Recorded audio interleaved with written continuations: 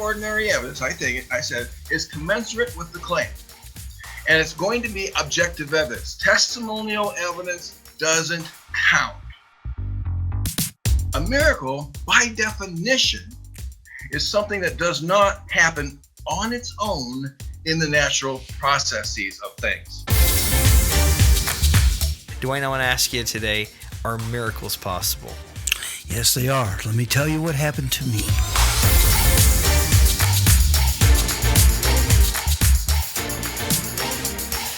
Welcome to the Atheist and Christian Book Club. We are a monthly gathering of believers and skeptics, respectfully exploring, discussing important books on both sides of that equation. We usually alternate atheist book one month, Christian book the next month.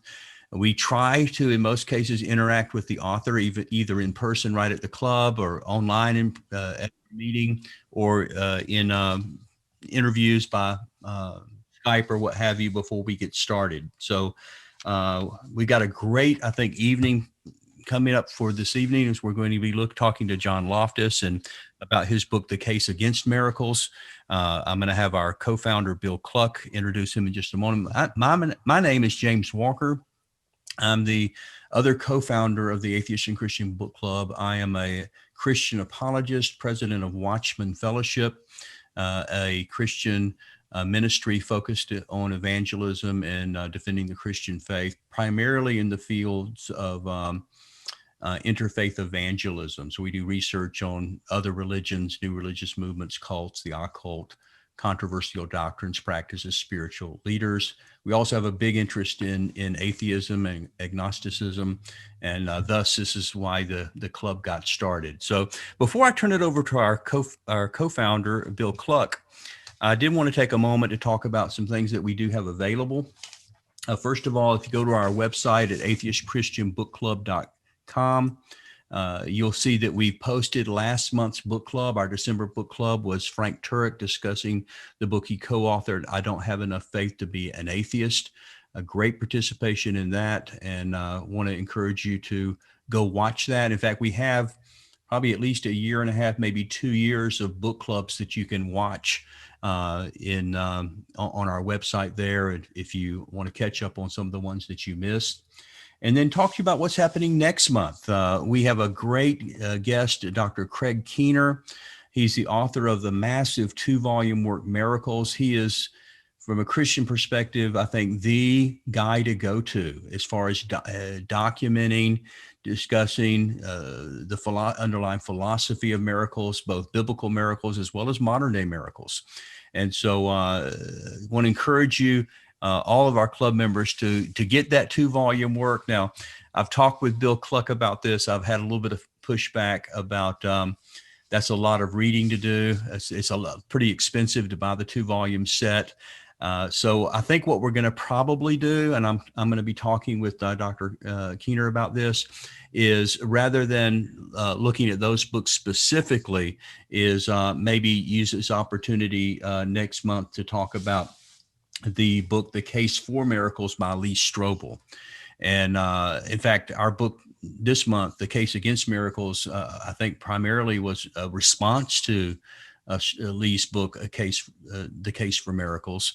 And so, and interestingly, Craig Keener wrote a good portion of this, or is featured in this. When you look at Lee's book, The Case for Miracles, part one is he talks about the case against miracles with Michael Shermer, which interestingly also is the skeptic who is introduced to us in our book this month, The Case Against Miracles. But also then for 3 chapters, chapters 4, 5, and 6, are based around an interview that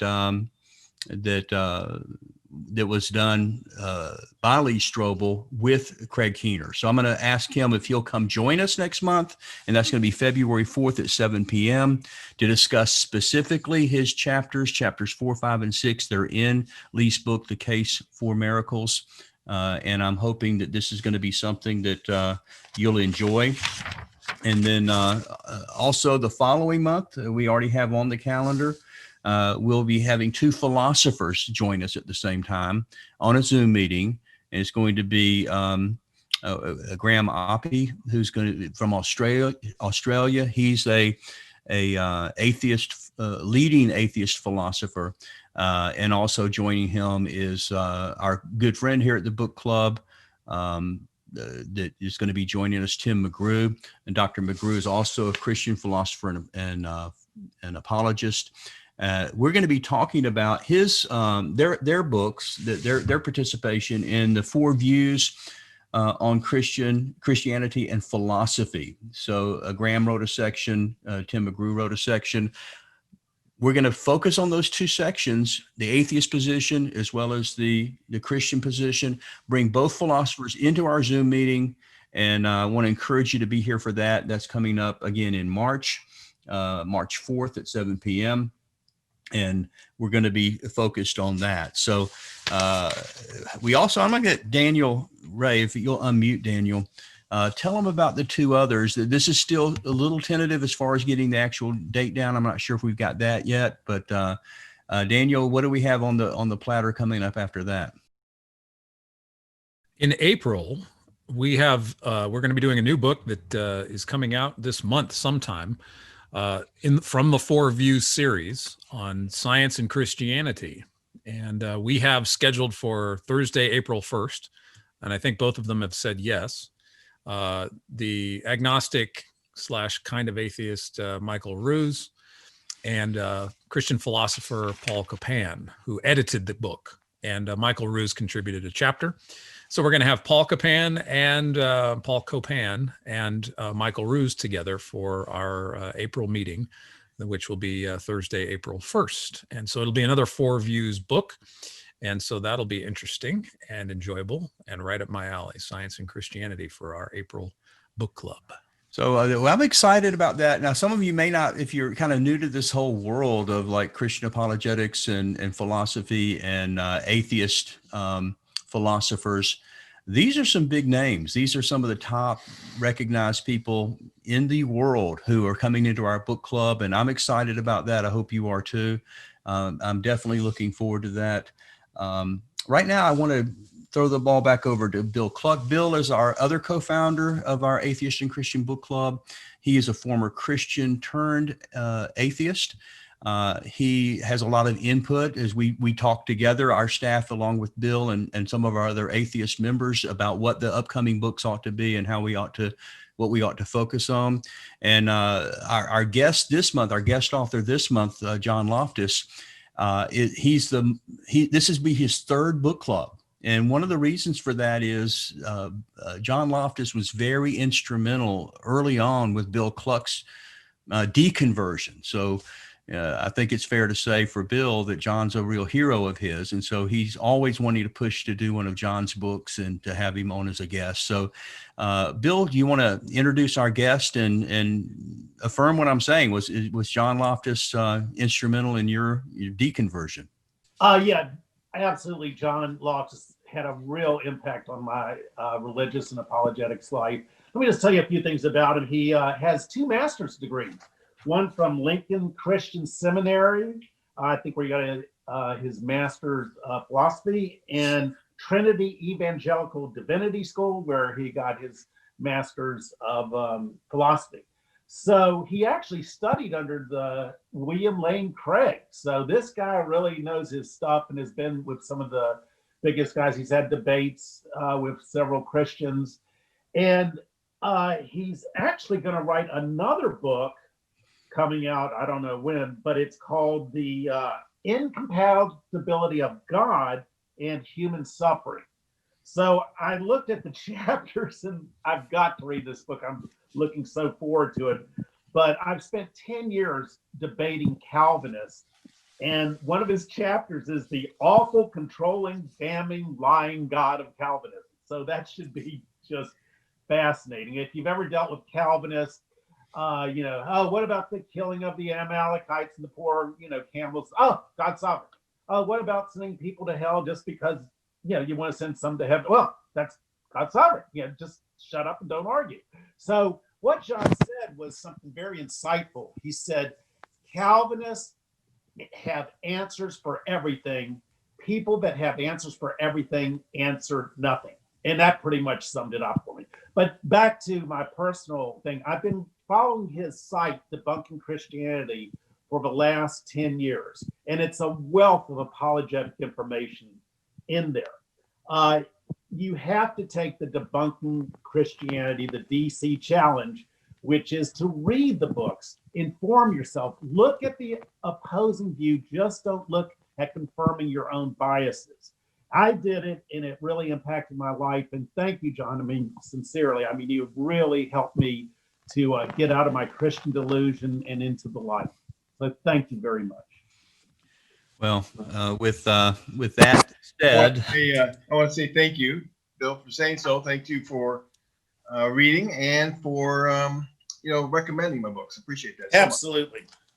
And by the way, John, you have Christian apologists at major universities and professors that say, look, I don't agree with John, but you've got to read his books. They're the best on the market. I know. Yeah, it's quite humbling, but I learned a lot of stuff, and just thought I would share what I learned. So it's exciting, but also maddening because I get criticized quite a bit too. But I got big enough shoulders. So Great. Thank you. Well, it helps to know somebody like you, and I hear from people like you from time to time. It's very gratifying. So that keeps me humble, but also keeps me from getting exasperated by all the criticism. Like for instance, I see Timothy McGrew's going to be on your program. He scoffs at me. He laughs when he's interviewed and they mention my name. He laughs. I mean, I can't believe that because I understand what he's saying, and I trounce him so badly. And he has read my stuff. I think it's a technique. I think it's a technique. They don't want to deal with me, but then of course that's a little bit of my arrogance coming out. So.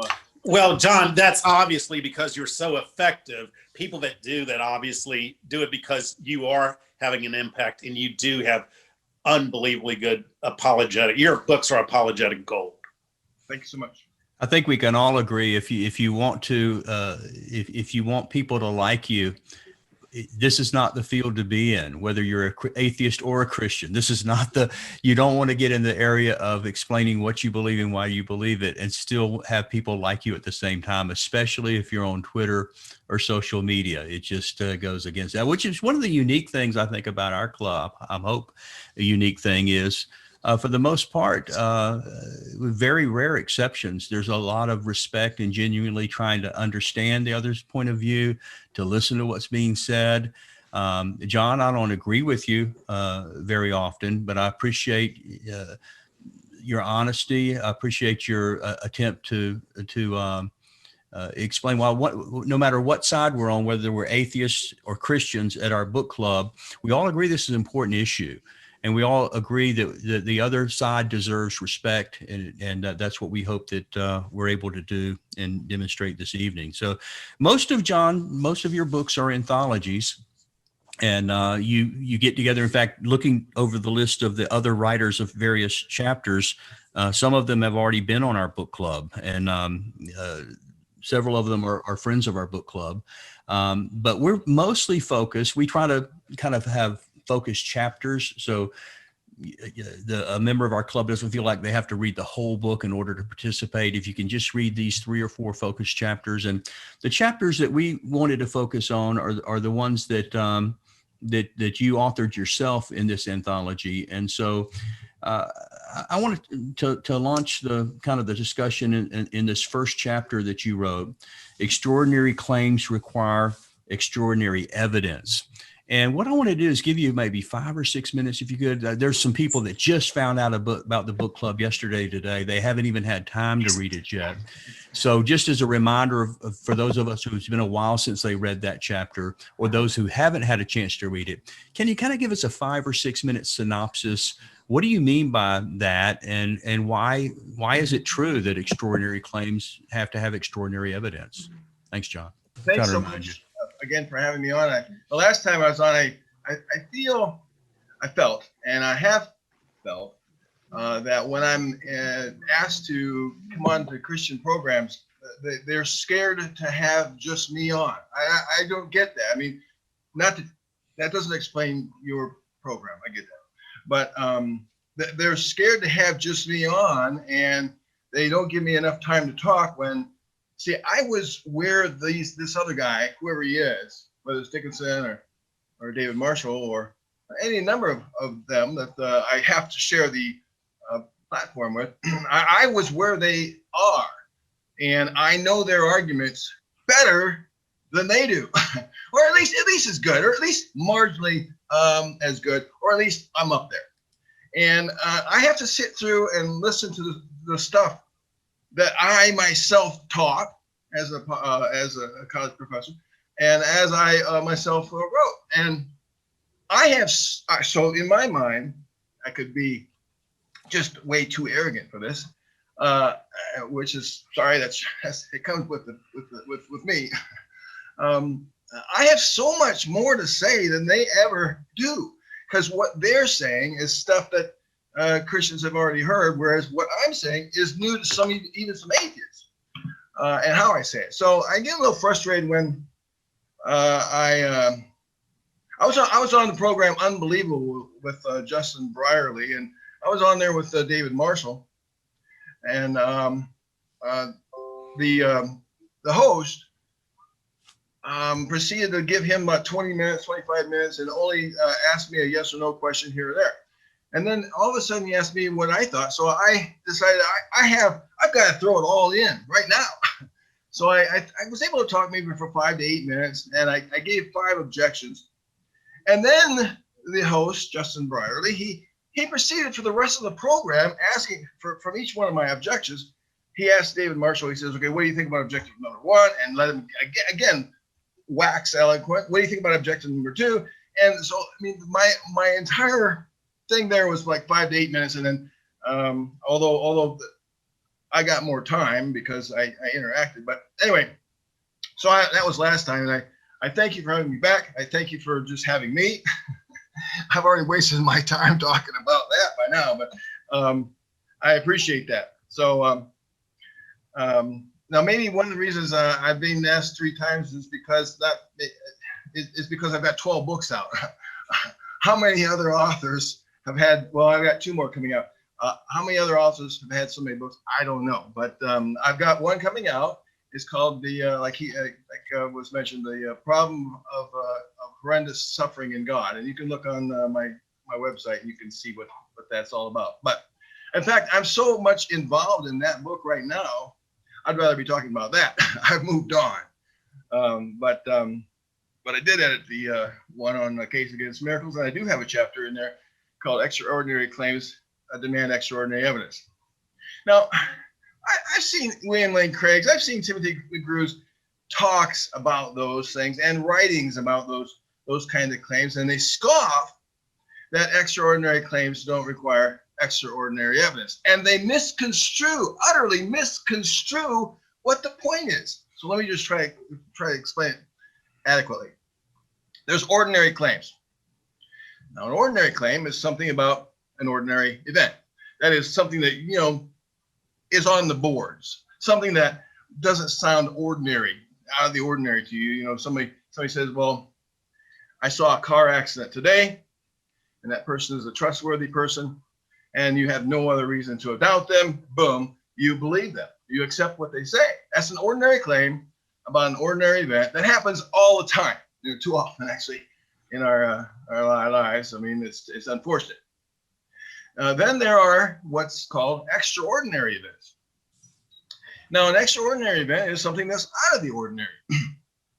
And I have suggested this type of an extraordinary event for ranges of purpose. What if someone told you that they sank 18 holes in one in a row, subsequent, to each other, on a standard golf course? 18 holes in one in a row on a standard golf course. Well, not a person here would believe him. I mean, I would actually ask Timothy McGrew when he's here. That's what we're talking about. Would you believe him?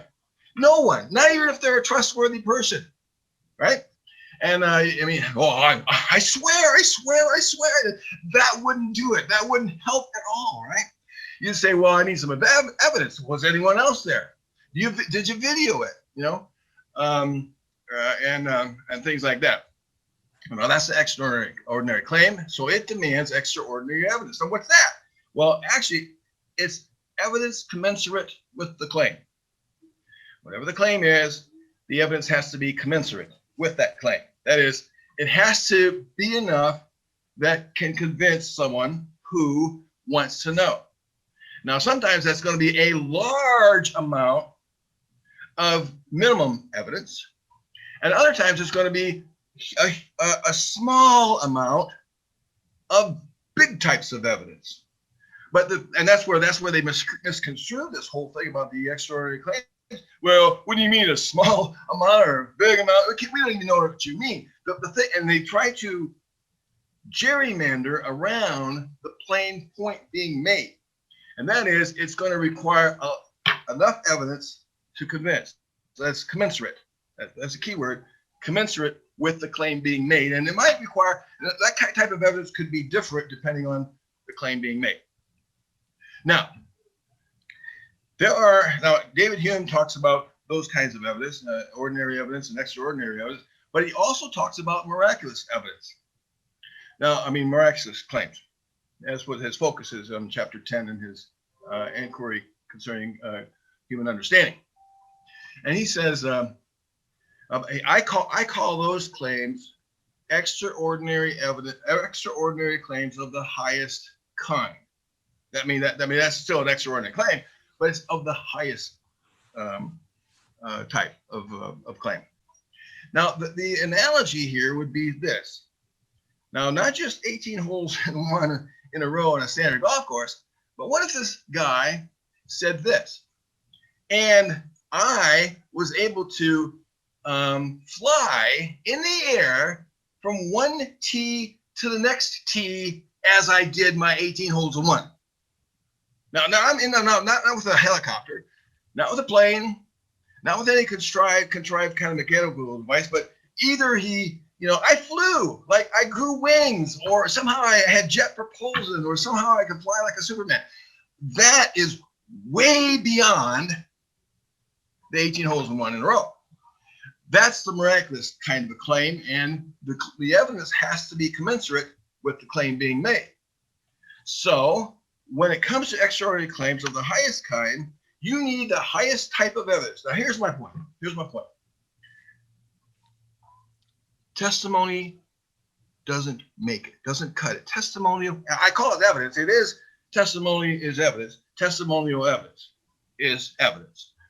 But it's not objective evidence. Objective evidence, because objective evidence doesn't change with the wind. It doesn't change with the seasons. It's the kind of stuff you put on in a courtroom on a table and say, here's evidence number one, and people can feel it, see it, touch it. That kind of evidence, video would help, but those can be edited.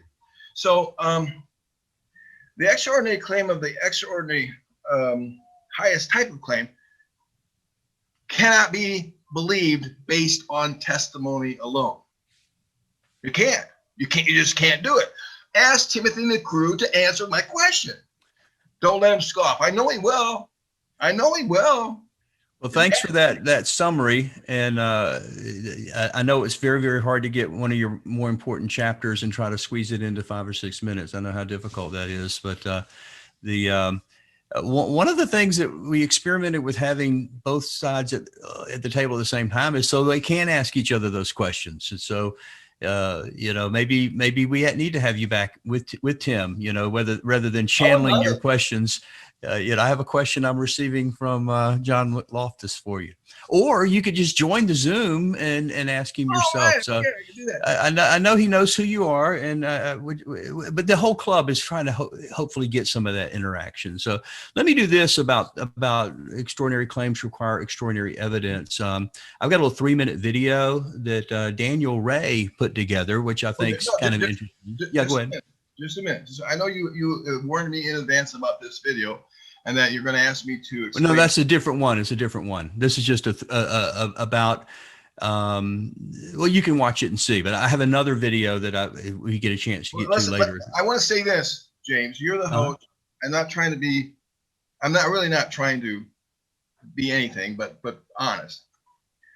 The reason, James, that you believe in miracles at all, any of them whatsoever, is because you believe in the Bible. You believe in the Bible.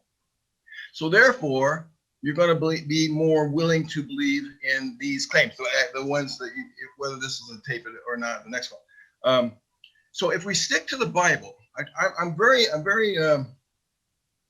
straightforward and honest with faith. If we stick to the examples from the Bible, and if I can show you that there's no objective evidence in the Bible for any of its miracles, which I intend to do, that is none.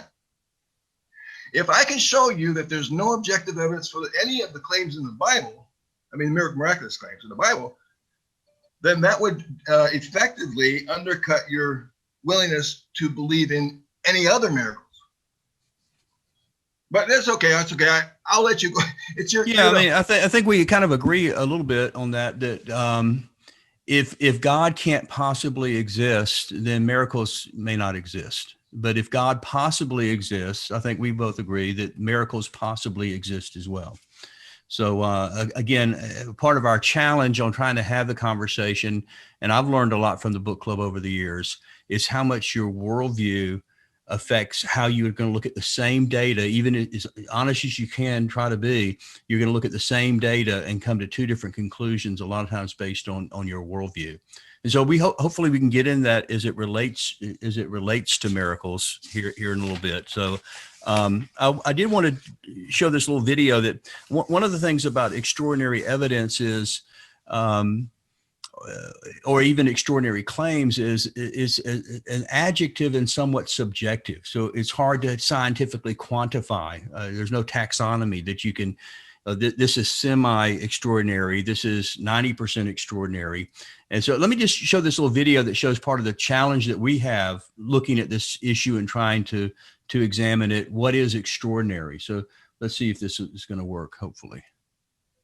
2, 1. Hi, my name is Daniel Ray, and we are going to the moon. We have a liftoff. Liftoff on Apollo 11. Contact light. Tranquility Base here. The Eagle has landed. Roger, Tranquility. We copy you on the ground. You got a bunch of guys about to turn blue. We're pretty busy for a minute.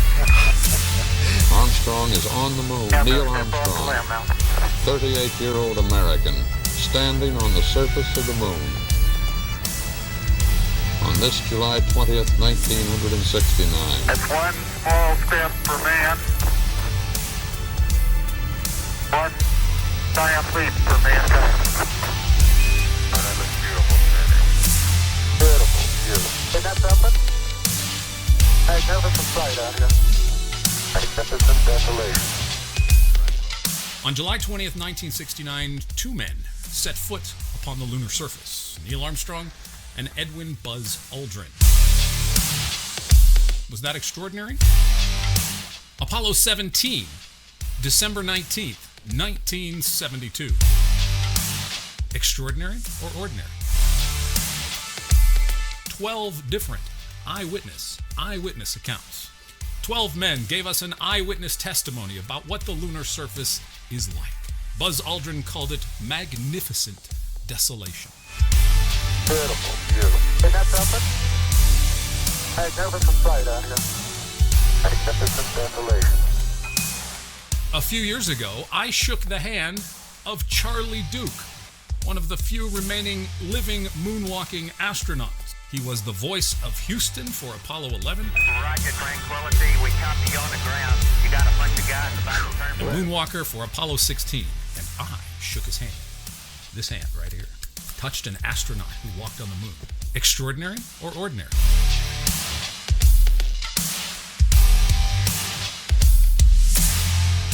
Adjectives are subjective. How do I know? I used to teach middle and high school English. Adjectives are not science.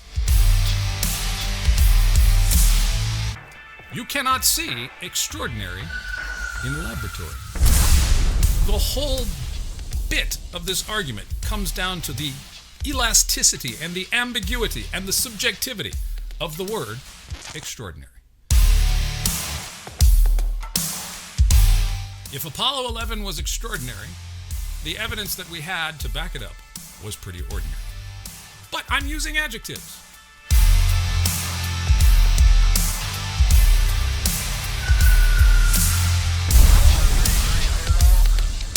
All right, splash down. Do extraordinary claims require extraordinary evidence? No. Extraordinary is an adjective, and it all hinges on that.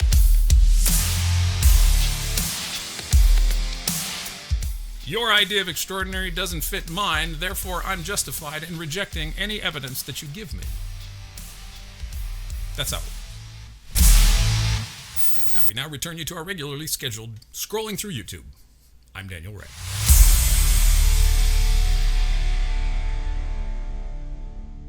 What do you want, Mary? You want the moon? Is that Daniel Ray, the guy who did the video? Yeah. Oh, cool. That's me. I want to do videos that are produced like that. I want to inject a little humor. That was well done.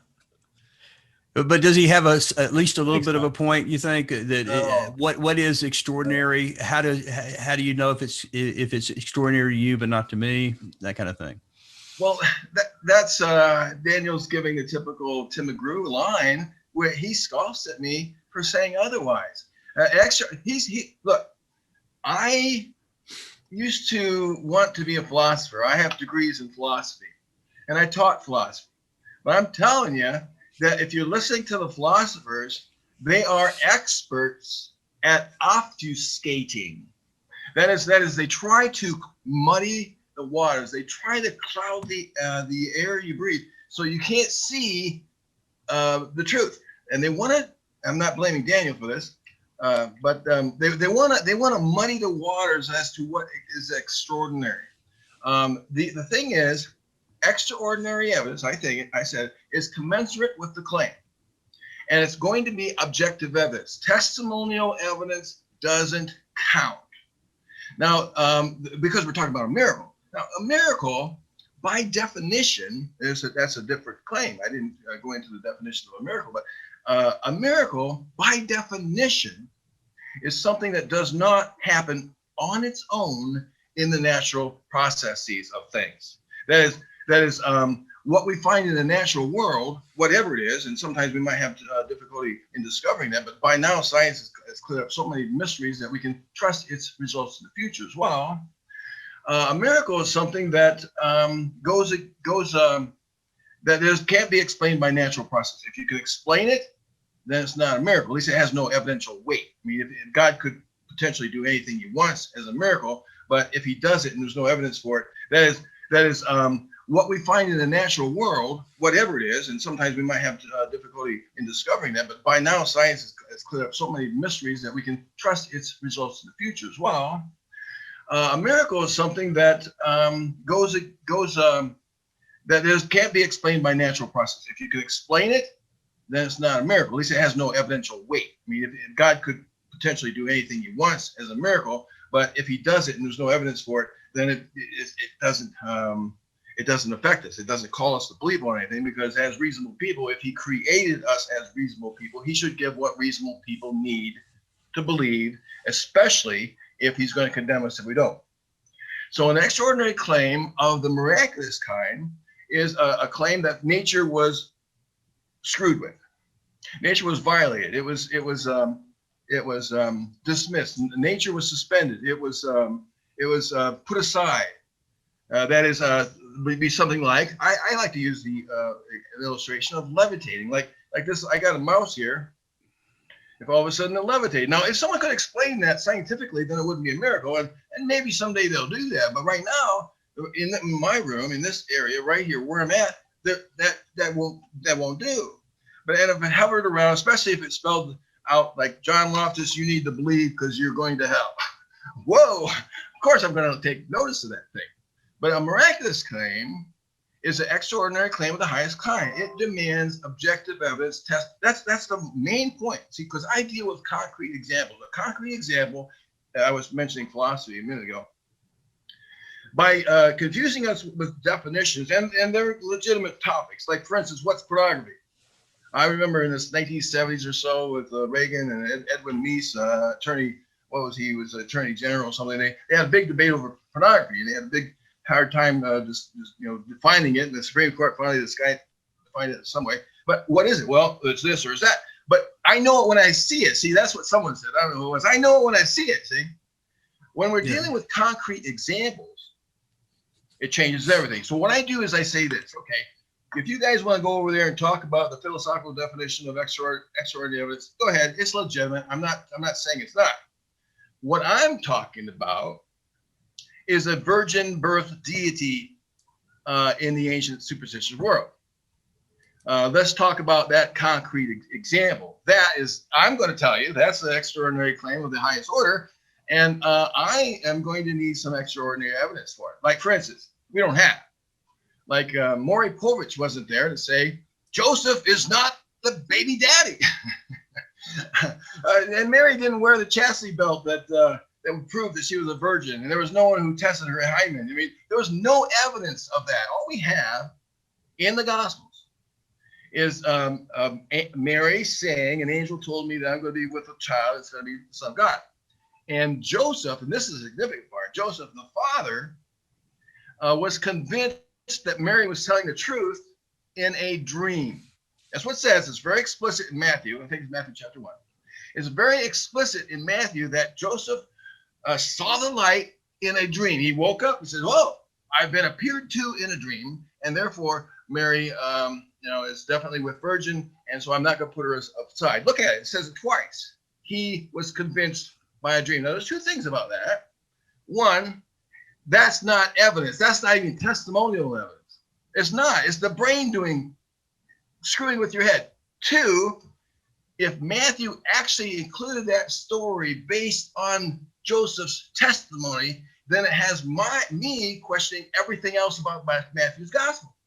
Because if that's the kind of things he took as truth, dreams, for instance, by the way, Joseph mentions 5 dreams. Matthew mentions 5 dreams in his gospel, and each one of those dreams has to do with saving someone's life. And there's a book out wondering whether or not Joseph was considering an honor killing, because he lived in that culture. And so the dream was there to convince Joseph not to kill Mary for having an adulterous affair. So what I'm looking for now, see, here's a point about philosophy, and then I'll shut up, please, for now. What you're asking in your video, based on Tim McGrew, who scoffs at me, I have to say that every time because he's so dead. We noticed. Well, it's annoying. It's annoying. It's just simply annoying. I have as much education as he does. I don't have a PhD. He teaches at a university, and he scoffs at the truth so blatantly, so unmercifully, and he doesn't ever answer me. I'm not dogging his steps. I'm only here because I'm only saying that because I heard his name. It's annoying. So the thing is like this, okay?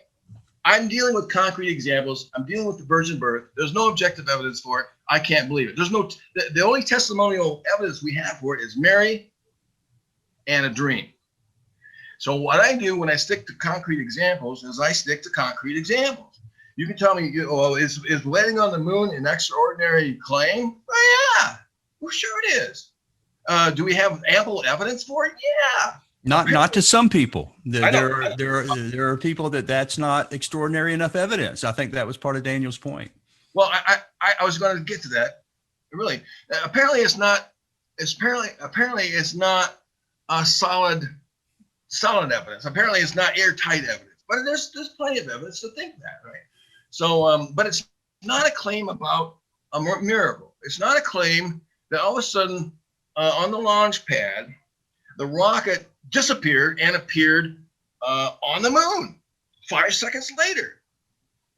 So that's the kind of claim that we're dealing with, and that's by far. So to limit it to those kind of things and saying, well, this is comparable to a virgin claim in Matthew's gospel is quite literally nonsense. I'm sorry, it's true.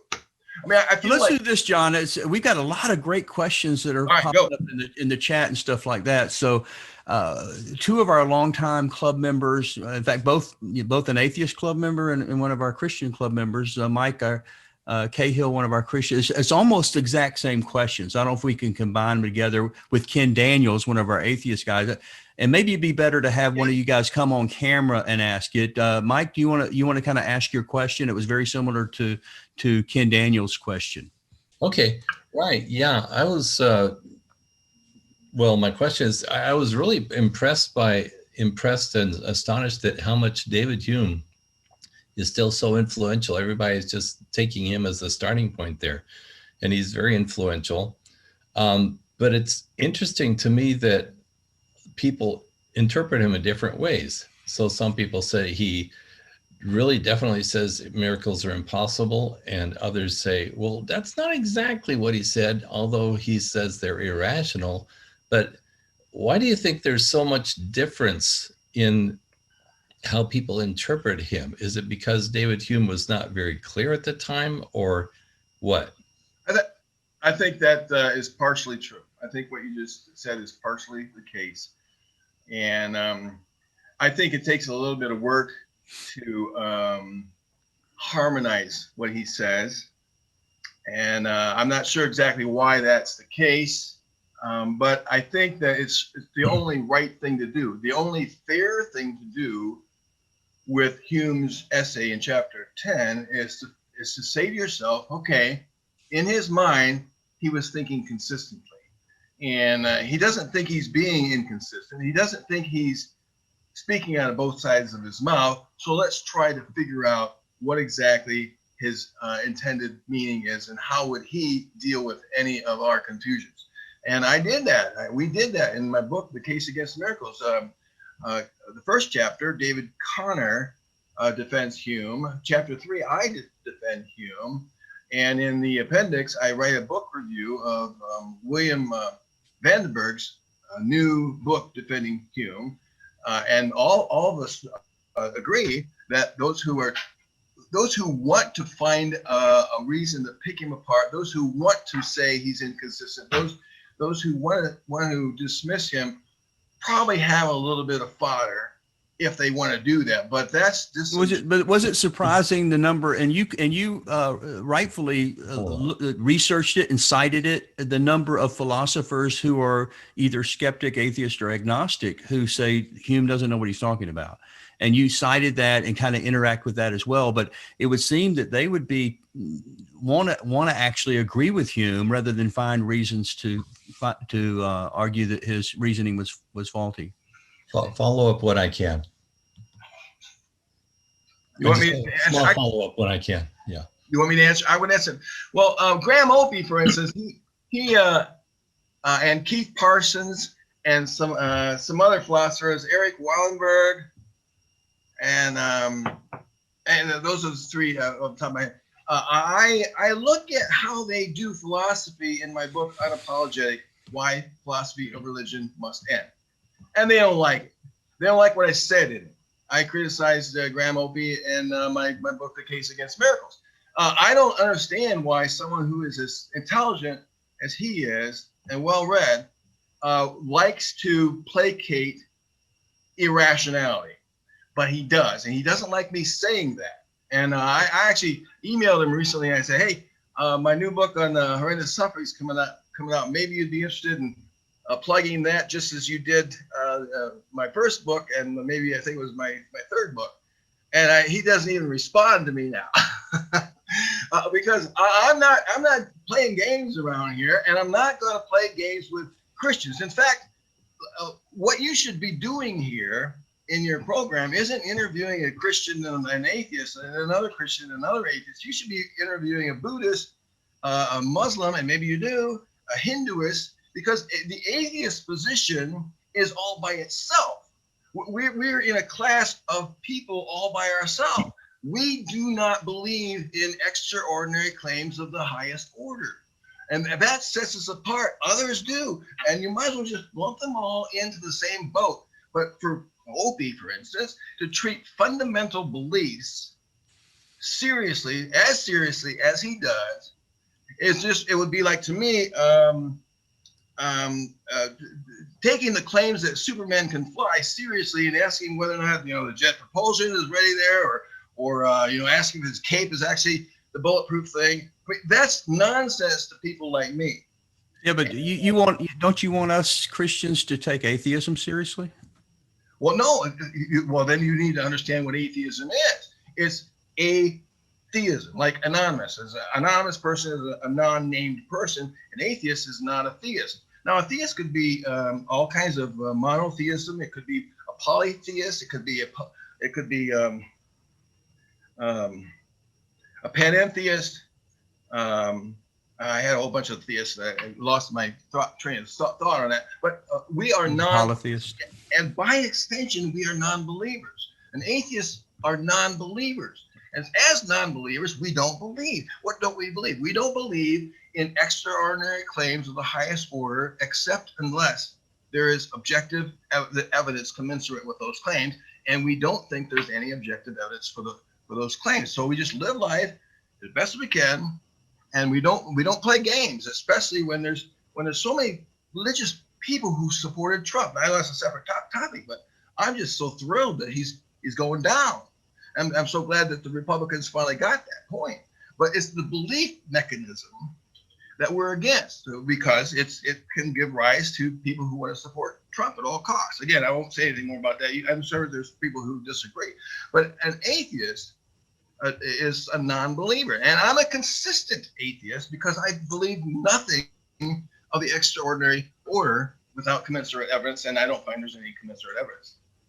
I don't want to put words in Graham Opie's mouth. He's going to be a guest at our book club, and maybe it'll come up then or something. But I'm assuming that even though Graham disagrees with Christians strongly, atheist philosopher, that maybe he believes that it's better to take their point of view seriously in order to have a good discussion. I think that's what a lot of atheists do, Christians do with atheism.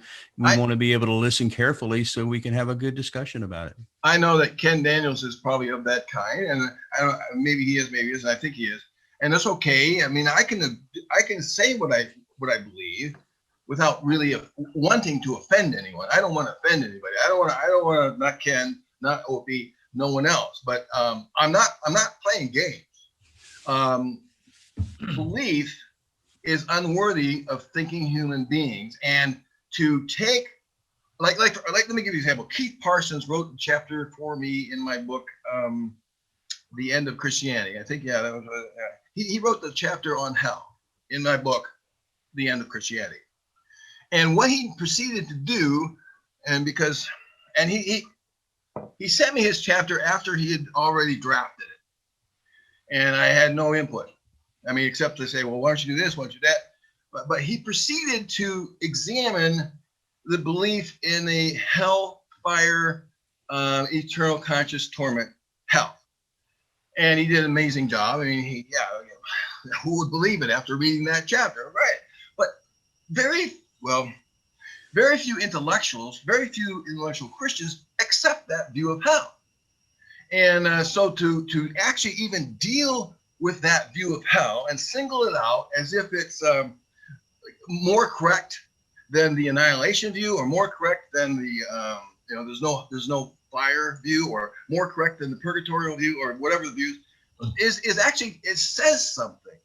And people like Graham Opie and Keith Parsons and Eric Wildberg, they do that, and it actually legitimizes fundamentalist beliefs. No wonder William Lane Craig says Graham Opie is the best philosopher, and he's written the best book. Well, if he's written the best book arguing against God, which I hadn't read, if that's the best book on atheism, then why isn't William Lane Craig? Why isn't Tim McGrew? Why isn't some of the best philosophers all of a sudden change their minds and say, "Oh, we've been convinced"? No, a best book is someone that's convincing. A best book is someone who lays out the case in ways that people like Bill and others can, finally change their minds about. And I just find them playing games. It's called puzzle solving. Phil had a quick question for you. He quoted you here.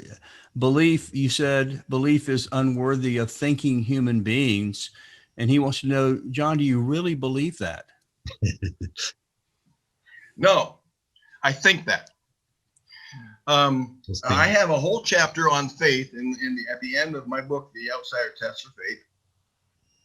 And in it, I talk about definitions of faith and belief. And I've concluded that belief in the English language has been co-opted by Christianity so much that we shouldn't even use it, except when it comes to believing things that are not evidenced. If it's about something that you like conspiracy theorists, they believe this, they believe that. I'll say it. Why? Because I mean they believe it based on no evidence. But there's all kinds of other words that might be better to use, like, you know, I hope this, or I trust this, you know, or I think this, or I conclude that. I prefer to use. So no, I don't believe that. I know that. I know that, and I don't mean when I say no, I mean I know it with certainty. I only mean I know it beyond the pale of the probabilities. That is, it's at least I know this. It's when I say that, it's probably it's 75% to 80% or above. No, I don't believe that. Yeah, I've got that other video I want to show here in a little while, but before I get to that, we have two of our staff, actually 3 people moderating right now, helping with that, and I can't even read all these questions that are scrolling by and stuff. So either Brady or Daniel, one of you, can you suggest who we might want to bring on for the next question? Yeah, next up on the queue is Grant. So I know Grant said a couple of things, but I'll let him pick whichever question he wants to ask, whatever he wants to do. Thanks, Brady. Yeah, thanks, Brady. I'll go with my initial question, which was the primary thing that I had, a question about your book. Thanks for being here, John. I appreciate your book. Thanks for having me. It's one of the heaviest books in my collection. I'll say that. You mean weight-wise? Yeah. I'm just messing. I did have a question more about the overall, I suppose, goal of the chapter you wrote. I think it's chapter 6 on Christian apologetics. So if I understand you rightly, are you saying that, I guess I'm asking if you could correct me if I'm wrong, is it the case that because Christian apologists disagree on method, that affects the overall drive of doing Christian apologetics? Is that what you're claiming in that chapter? No, I would suggest that you read it again. You probably skimmed it. I know I've done the same thing.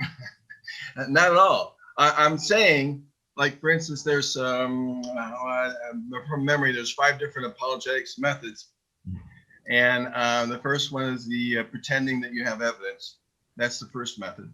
It's called evidentialism. It's the method that the deists had that undermined Christianity eventually. Deism, by the way, is a method, and they examined everything based on the reasonableness of what you want to believe, based on whatever evidence there might be. And so the first evidentialists in modern history were the deists, and the deists they went from different countries, and some of them believed that there's an afterlife. They thought the evidence was there, and others believe there's evidence that God is a moral God and a helping God. But then one after the other, those beliefs went by the wayside until in the French country, in France, they could only come up with one thing that they knew that was evidence, and that is belief in God. No miracles, no afterlife, just belief in God, an absentee landlord. That's the evidentialist thing. And so the other methods are trying to escape from that conclusion. I mean, if there was sufficient objective evidence for Christianity, just suppose with me that if there was sufficient objective evidence for Christianity, you would have no other method. The very fact that, so it's deeper than really they disagree. Because if there was sufficient objective evidence for Christianity, there would be no other method. That means that Christian apologists themselves admit tacitly, and in some cases even blatantly, that there's no objective evidence, no sufficient objective evidence for their faith. And so the rest of the chapter is looking at the other methods that have been proposed to replace evidentialism. the classical method that I call the special pleading to God method, which actually ends up in evidentialism. This is the point that James Walker had talked about when he was talking about worldviews. The belief in God opens yourself up to miracles. Well, not any more than it does to me. I understand that there might be some people who are adamantly against miracles and just who wouldn't believe if they were presented with the evidence. But I don't know of anybody who would actually do that. They might say that, but they wouldn't do it. Like, for instance, whether you believe in God or not makes no difference about the objective evidence. It doesn't make you either more inclined or less inclined to believe in a miracle, because the objective evidence is telling. And all you have to do is to think that, well, why is it that the evidence for the resurrection doesn't convince Muslims or Jews? I mean, they're believers in God, aren't they? Well, if they're believers in God, then they should believe in the resurrection of Jesus, but they don't. Well, they just haven't been confronted. All we got to do is confront them. Well, go ahead and test the hypothesis out. Some of you might actually be converted to Islam, and some of you might actually be converted to Judaism. I mean, it might go both ways. You never know. So, the classical method of special pleading, that is assuming God, that makes it all right. It doesn't work either. Presuppositionalism, I have no good words to say about that, although I did in my book. Then there's private subjective experiences. Private subjective experiences are only evidence of private subjective experiences. Come on, get off it. Why apologetics? Look, that should spell the end of apologetics, because if that's where it leads to, or presuppositionalism, if that's where it leads to, you've given up evidence. And the last one is the cumulative case method, which I call the eclectic method based on prior conclusions. Because if you don't have a method, one singular method, and these methods are like mixing oil and water. What you're doing is you're ending up using whatever works. In fact, I've read enough apologetics books that's exactly the words they use. I quote them, that basically they're saying use whatever works to convert somebody. So that's not. I hope that more adequately sums the point of that chapter up. Did you follow what I said? Did you get that now that you heard it? Yeah, no, I do understand a little bit more. I don't mean you. Truly, I don't mean that. But I just want to make sure you understand it. No, I appreciate it.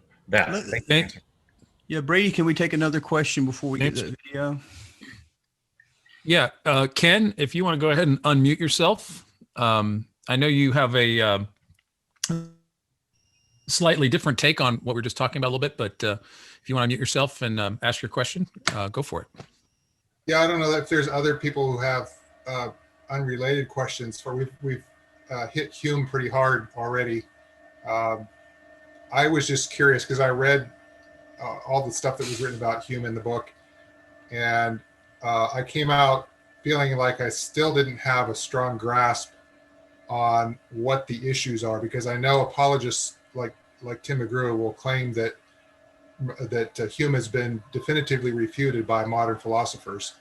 And so what I was hoping to find in the book was what is the most cogent argument against Hume that's being put forward by these philosophers that Tim McGrew is espousing. And in your words, if you can summarize as best you can, and then turn around and explain why that's not effective in your view.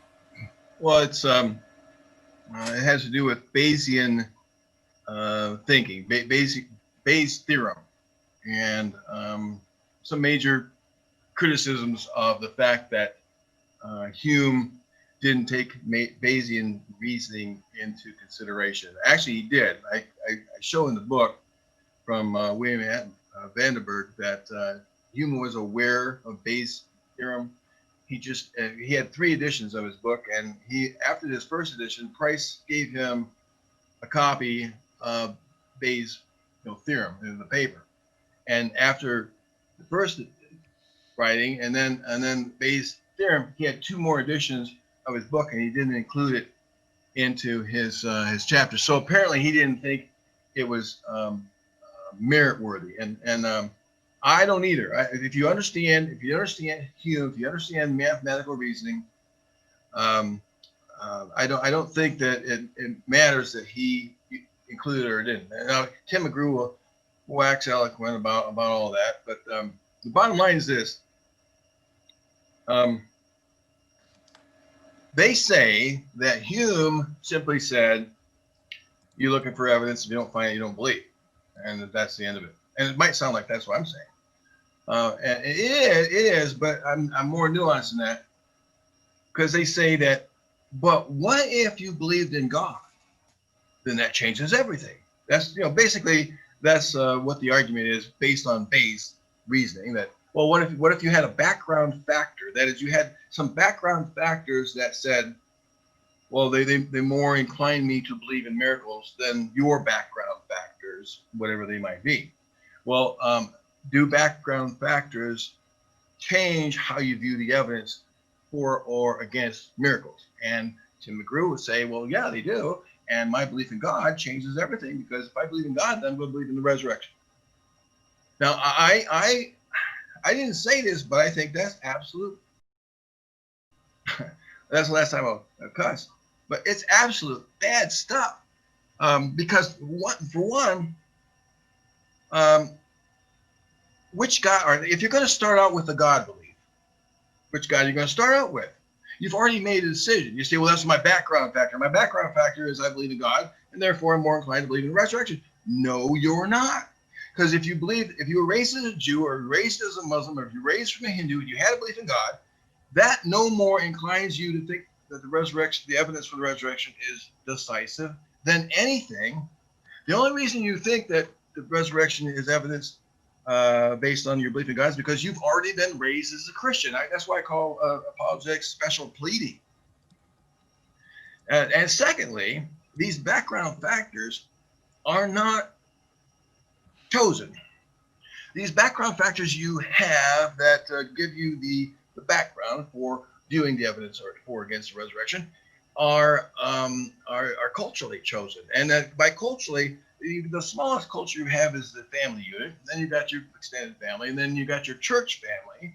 And whatever church you're involved in, and whatever the theology is, or the pastor that preaches it, they are providing you as an individual, as a child, background factors such that when you hear the resurrection or the evidence of the resurrection, if you haven't already believed because you were indoctrinated, you are more inclined to accept the evidence to believe. The background factors, in other words, didn't pass an evidential test. So to say that the background factors will more incline me to the resurrection, and I have different background factors than you, yes, I agree. That's true. But the background factors, in your case and in my case, have not passed the evidential test. That's why you need to consider your religious faith as if you heard it for the first time, as a way of a passage into adulthood, where you'd say to yourself, you know what, I'm going to actually think about why I believed in the first place. I'm going to actually examine my background factors and ask myself, were any of them evidence-based? And if not, you might want to do what Bill did and what I did and say, you know what, I was taught something that was false. Well, John, before we jump ship here, I do want to show that video, get your impression of it in just a second. And I hope, George, that helped answer your question, helped clear that up a little bit. We got a lot of other questions on here. Let me see if I can share that video with you guys. About March of last year, we started a podcast, Apologetics Profile. And what that is, it's a weekly kind of a radio show podcast type thing where we interview. And we decided to start off the very first issue of Apologetics Podcast Profile podcast on the very question we're talking about tonight: are miracles possible? And we came across in our research a pastor here in Houston who may have been the recipient of an actual miracle that providentially was caught on tape. So this is I think about a 3-minute little excerpt, and then I've got a little follow-up video for later of what happened to him, and I'd like to discuss that a little bit and and get your perspective. I also encourage you, for those who want to, you can get the podcast and watch the whole thing. This one is actually a video as well as audio. So this is Pastor Dwayne Miller on the question, are miracles possible? We're asking the question today, are miracles possible? And I have a special guest with me, Dwayne Miller. Dwayne, I want to ask you today, are miracles possible? Yes, they are. Let me tell you what happened to me. I had lost my voice to a virus, a simple flu virus. It got into the nerves of my vocal cords and destroyed nerve tissue. It was something from which I had been told by the best specialists from all over the world over a 3-year period there was no way I would recover. It was impossible. In fact, they predicted that by the 4th year, the scar tissue that was forming in my throat would so completely overwhelm that I would lose the voice altogether and I would be totally mute. God chose to intervene, and as you can hear, I'm speaking pretty clearly. How many doctors did you end up seeing? 63 physicians that I saw, but plus their teams. So with their teams, I saw over 200 physicians. Better way to say it, over 200 of them saw me. Okay, how long did you go without your voice? So it was 3 full years that I was compromised. But they weren't 3 easy years for you psychologically or even spiritually. Not at all. It was a pit experience on every level. 2 days before God restored my voice to me, Brady, I sat on a sofa in my living room with a shotgun in my mouth. I had reached the point of telling God, I can't take this anymore. I want out. And I had no idea what he had planned for 2 days later. Well, what happened on Sunday? On Sunday, I was trying to read the 103rd Psalm, and I had a special microphone, and the windscreen was literally on my lips, and I was screaming at it at the top of my lungs. And I said, on the other hand, to say that, since we don't have anything after the book of Acts, that miracles ended at the book of Acts and they never happen again, is equally as wrong. Because you have put God in a box both ways, and he doesn't want to be in the box. So the psalmist says, I'm excited. Bless the Lord, O my soul. One of his benefits is he heals all of my diseases. And then in verse 4 he says, and he redeems my life from the pit. Now I like that verse just a whole lot. I have had, and you have had in times past, pit experiences. And the pit, on that word, God took the pressure that had been in my throat for 3 years and removed it, and it was gone. And I could speak as clearly as I'm speaking right now on the next word. So it was there, and it wasn't there. Nothing more, nothing less, just God. Well, that, again, I've want to do the follow-up video where we talk a little bit more about some of the background of this and everything, but there was some providential things that even have caught this on tape. First of all, the verse he was reading when this happened, John, Psalm 103, was the Southern Baptists actually plan each Sunday 7 years in advance of what passage they're going to be studying. And the other kind of providential thing that happened in this, of many providential things, was this big church in Houston with scores of Bible studies going on. This was the only Bible study class in the entire church that happened to be recorded. And it was merely recorded just because people that might not be able to make that Sunday could get the cassette tape and listen to it later. So on that word pit, and again, if you listen to the whole podcast, especially the last section, we play it in line where you can hear the word pit, and just virtually immediately you can hear the difference between before and after. And he's had his voice, from here on out. But, as Carl Sagan and as John Loftus like to say, extraordinary claims require extraordinary evidence. So we ask him that, how would you answer that? So you go back to the doctor, you tell him what happened.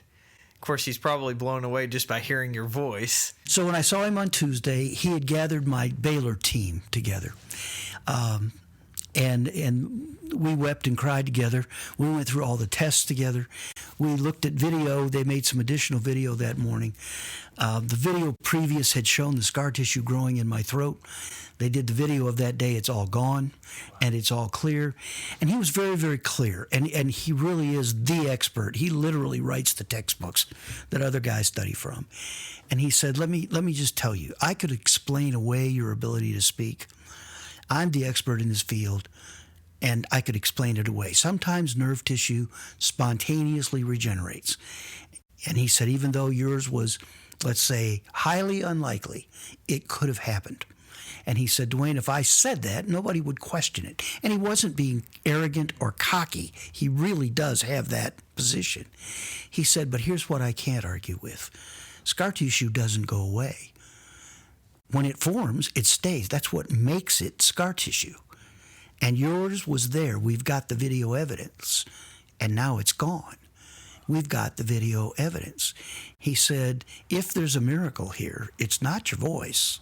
For me, it's the fact that the scar tissue was gone. Okay, I'm good with that.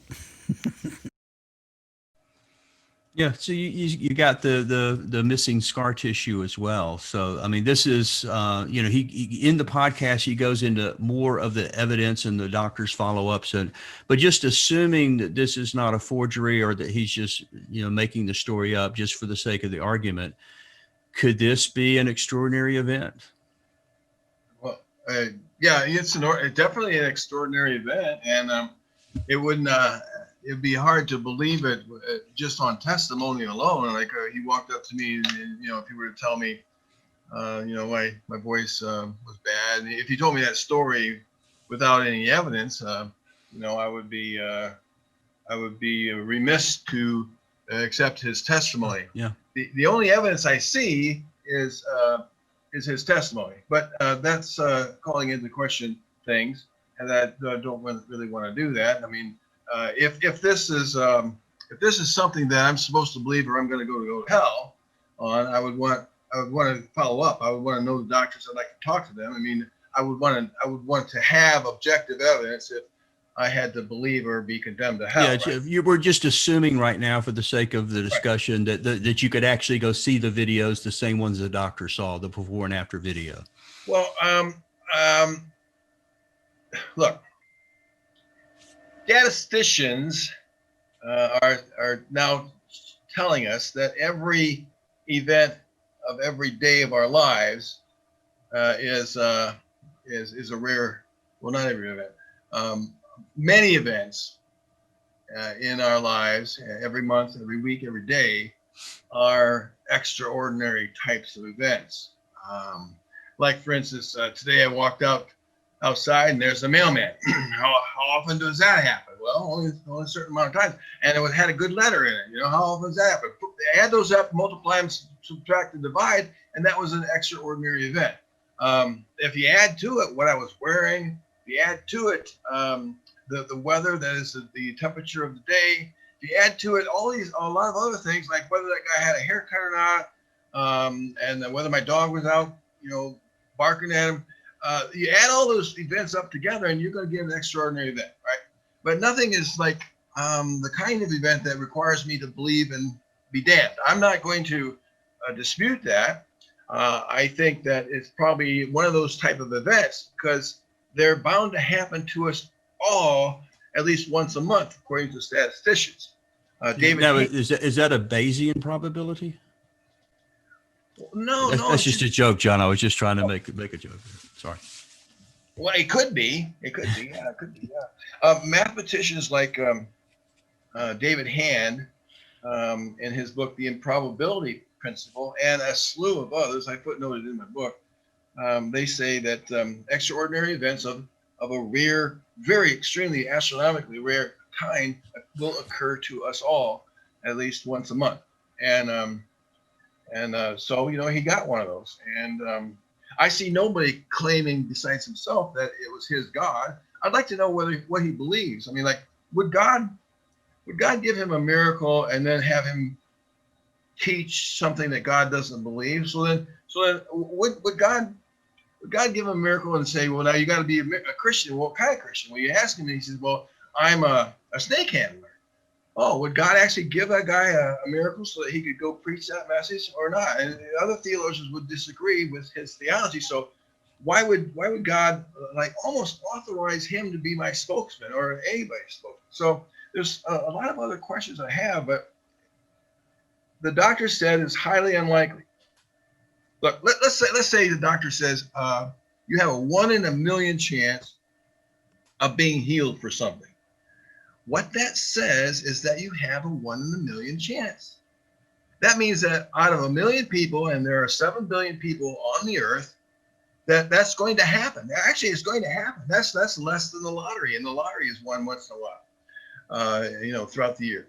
So what that says, given the number of people that are on the planet, is that it's going to actually happen sometimes, maybe a lot of times. That particular incident. He says, I think Dwayne's argument was that I think the doctor, and he said it, I think during the podcast, he says that that doctor, the Baylor team, the lead doctor was an agnostic Jew, if I remember correctly. He said he could explain, even though it's highly improbable, that somehow or another that the nerve tissue regenerated itself, but then what he couldn't explain is how does scar tissue disappear overnight?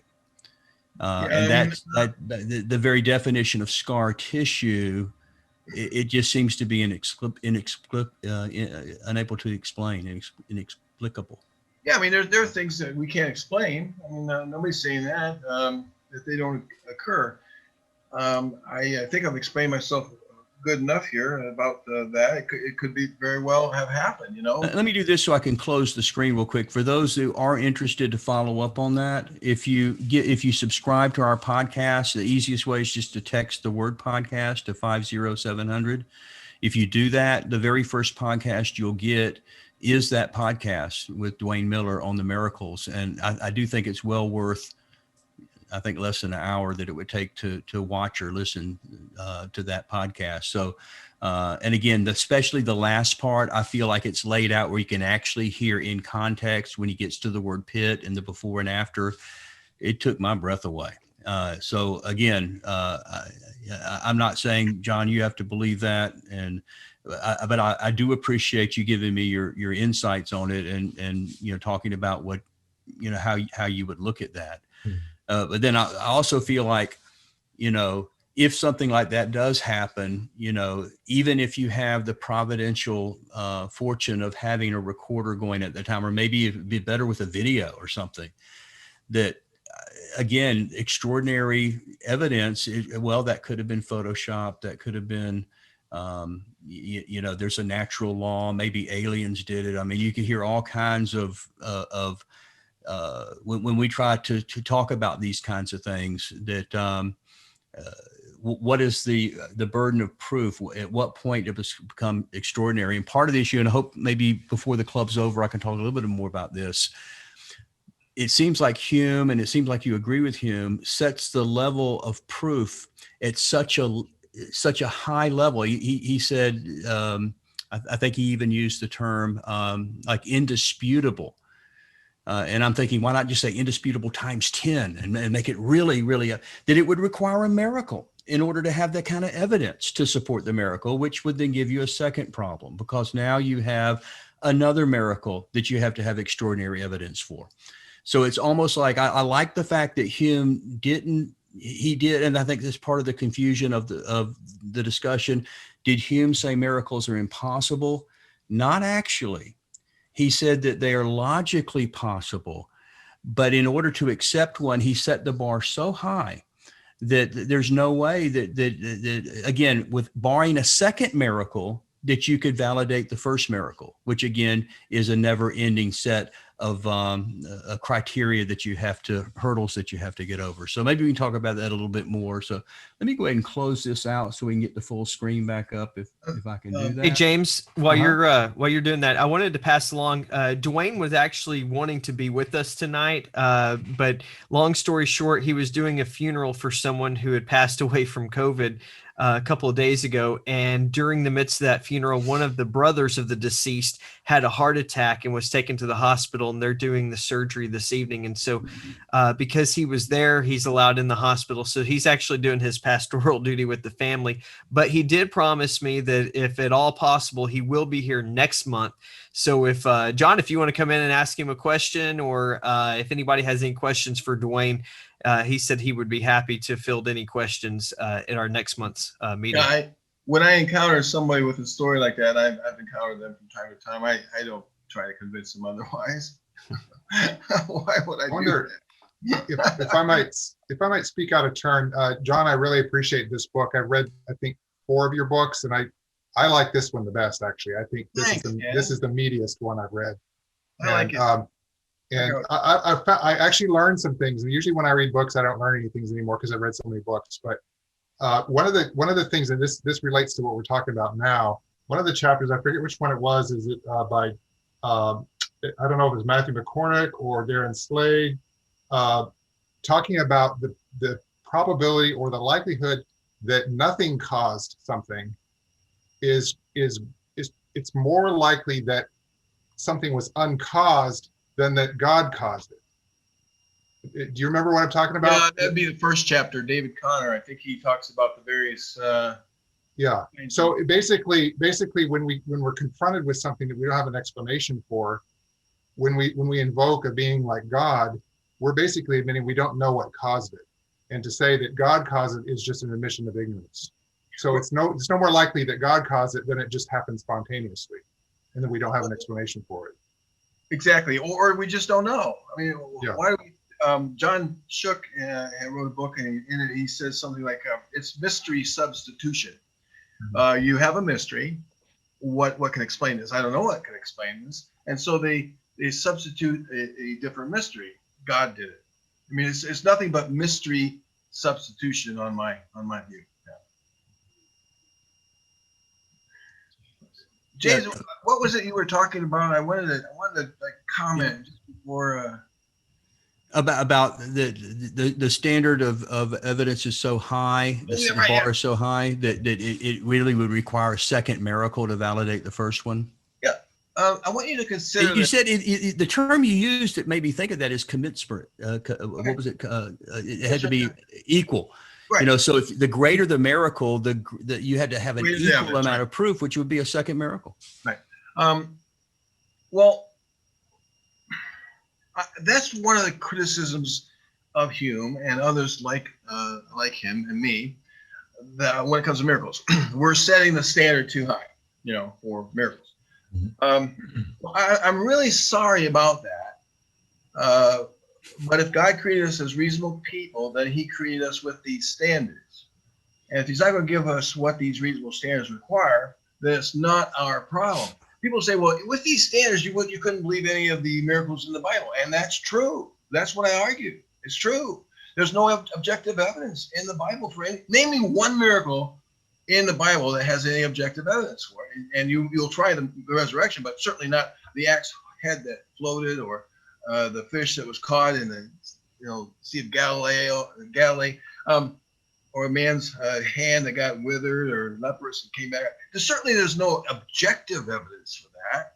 So you would say that. And so that's not my problem. It's God's problem for not having provided it. And I offer several suggestions of what kind of evidence it would entail. And God still hasn't provided that. Let me ask you this way. And I asked this question of Matt Dillahunty, the atheist, what would you call him? Activist speaker. It's friend of yours. Okay. So I don't know if you would agree with him or not. Not all atheists agree on all things, but I asked him following one of his debates at the Bible and Beer Consortium. He had said in his debate that if a resurrection happened, we don't find the evidence that we would expect to find to validate that, kind of what you're talking about. And so I just asked you, Matt, okay, let's just say, just for the sake of argument, that a resurrection did happen, that there were witnesses. They wanted to let people know about it. They told it orally. Later on, it gets written down as gospels, what have you. That's not the evidence you would expect to see, though. First century miracle happened. what evidence, if it really did happen, would you expect to see that would be compelling evidence? And he thought about that for a little bit, and he says, well, there would be no compelling evidence. In other words, there's no possible scenario that there would be evidence that could be here in the 21st century that would validate a first century event. So whether it happened or not, there was no possible set of evidence that would convince him. Would you agree with that? Yeah, I'm trying to look at something I had written that's just right on spot with this, and I can't find it by now. Well, no, there actually is evidence that could have been made, and this requires Film at 11. What? Film at 11. You know what they say when the news, I guess they got this on camera. No, there really is. God could have done it, and here's how. Okay. Well, of course, I'm not as omniscient as he is, so you'll have to just take that in a grain of salt. God apparently was able to save everyone prior to the death of Jesus, based on the death of Jesus. That is, all the Old Testament saints, for instance. Why not? Why Jews? Why the Old Testament? Why not Hindus? I don't know. But God was able to save everybody based on the death of Jesus in the past, right? However long humans had existed, and certainly not 6,000, 10,000 years. So he could save everybody in the past based on the death of Jesus. So if I were omniscient and I wanted to provide the evidence needed, I would have waited until 2020 or 2030 or 3030 or 4000 AD, Common Era, which would have the evidence. Let's take right now, 2020. There'd be cell phone evidence. We would be able to document his life and death and the resurrection and his ascension into the sky. That'd go John. You have no extraordinary evidence. Haven't you ever heard of deep fakes? Haven't you ever heard of photoshopping? You know, you're not convincing me with photographic evidence, video evidence. I'm glad you're skeptical of that. You should be as skeptical of ancient pre-scientific conflicting testimony. You left off goat herders. I guess I did. We have a couple of questions from the audience we'd like to get to, James. Sure. I think Phil, if Phil wants to open his mic, he's welcome to. I don't know. I asked him. I didn't know if he wanted to respond.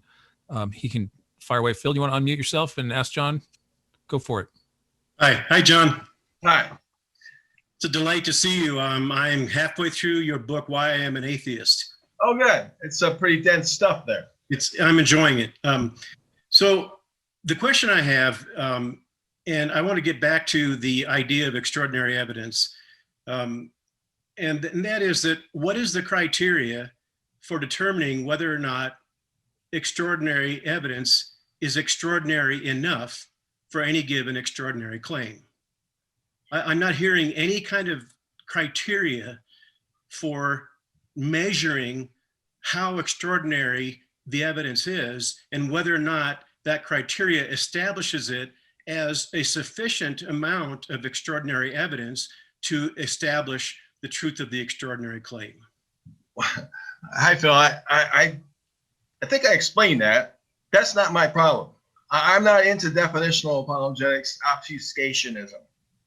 All I do is I present a concrete case, like the virgin birth, and I ask you, is that evidence enough? That's all I got to do. I don't have to go into those debates. I don't, in fact, because I have a more interesting objective, and that is to convince people not to believe, because I think that believing is gullible, and I think it leads to voting for Trump, as one example.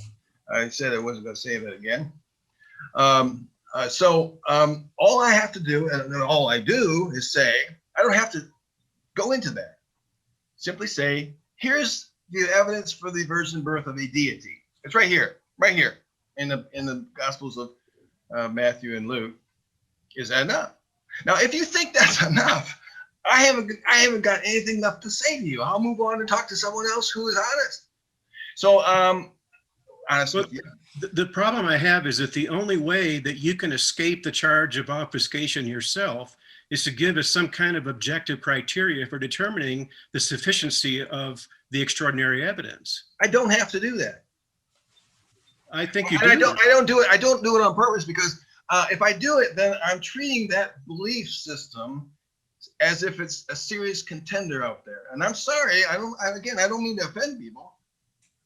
I know I offend people, but what is your argument that you use to establish that someone is obfuscating when they ask you that question?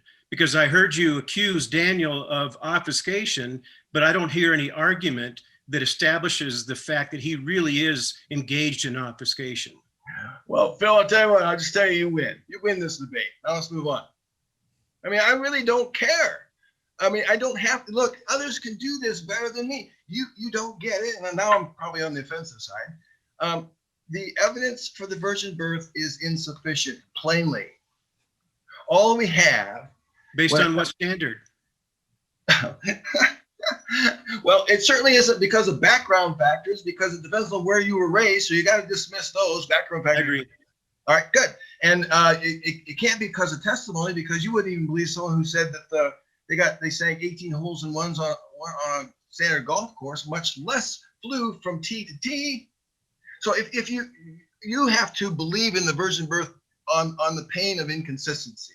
And that's all I'm making. That's all. And I think I could do that and let others do what they want to do, because what I'm doing is changing minds, and I'm changing minds because I'm not playing games with these questions, and I refuse to, even though I know how to do so. Now I don't even have to convince you that I know how to do so. I mean, I have the equivalent of some of the education that Paul Copan has. He and I are friends, by the way. I just didn't get a PhD.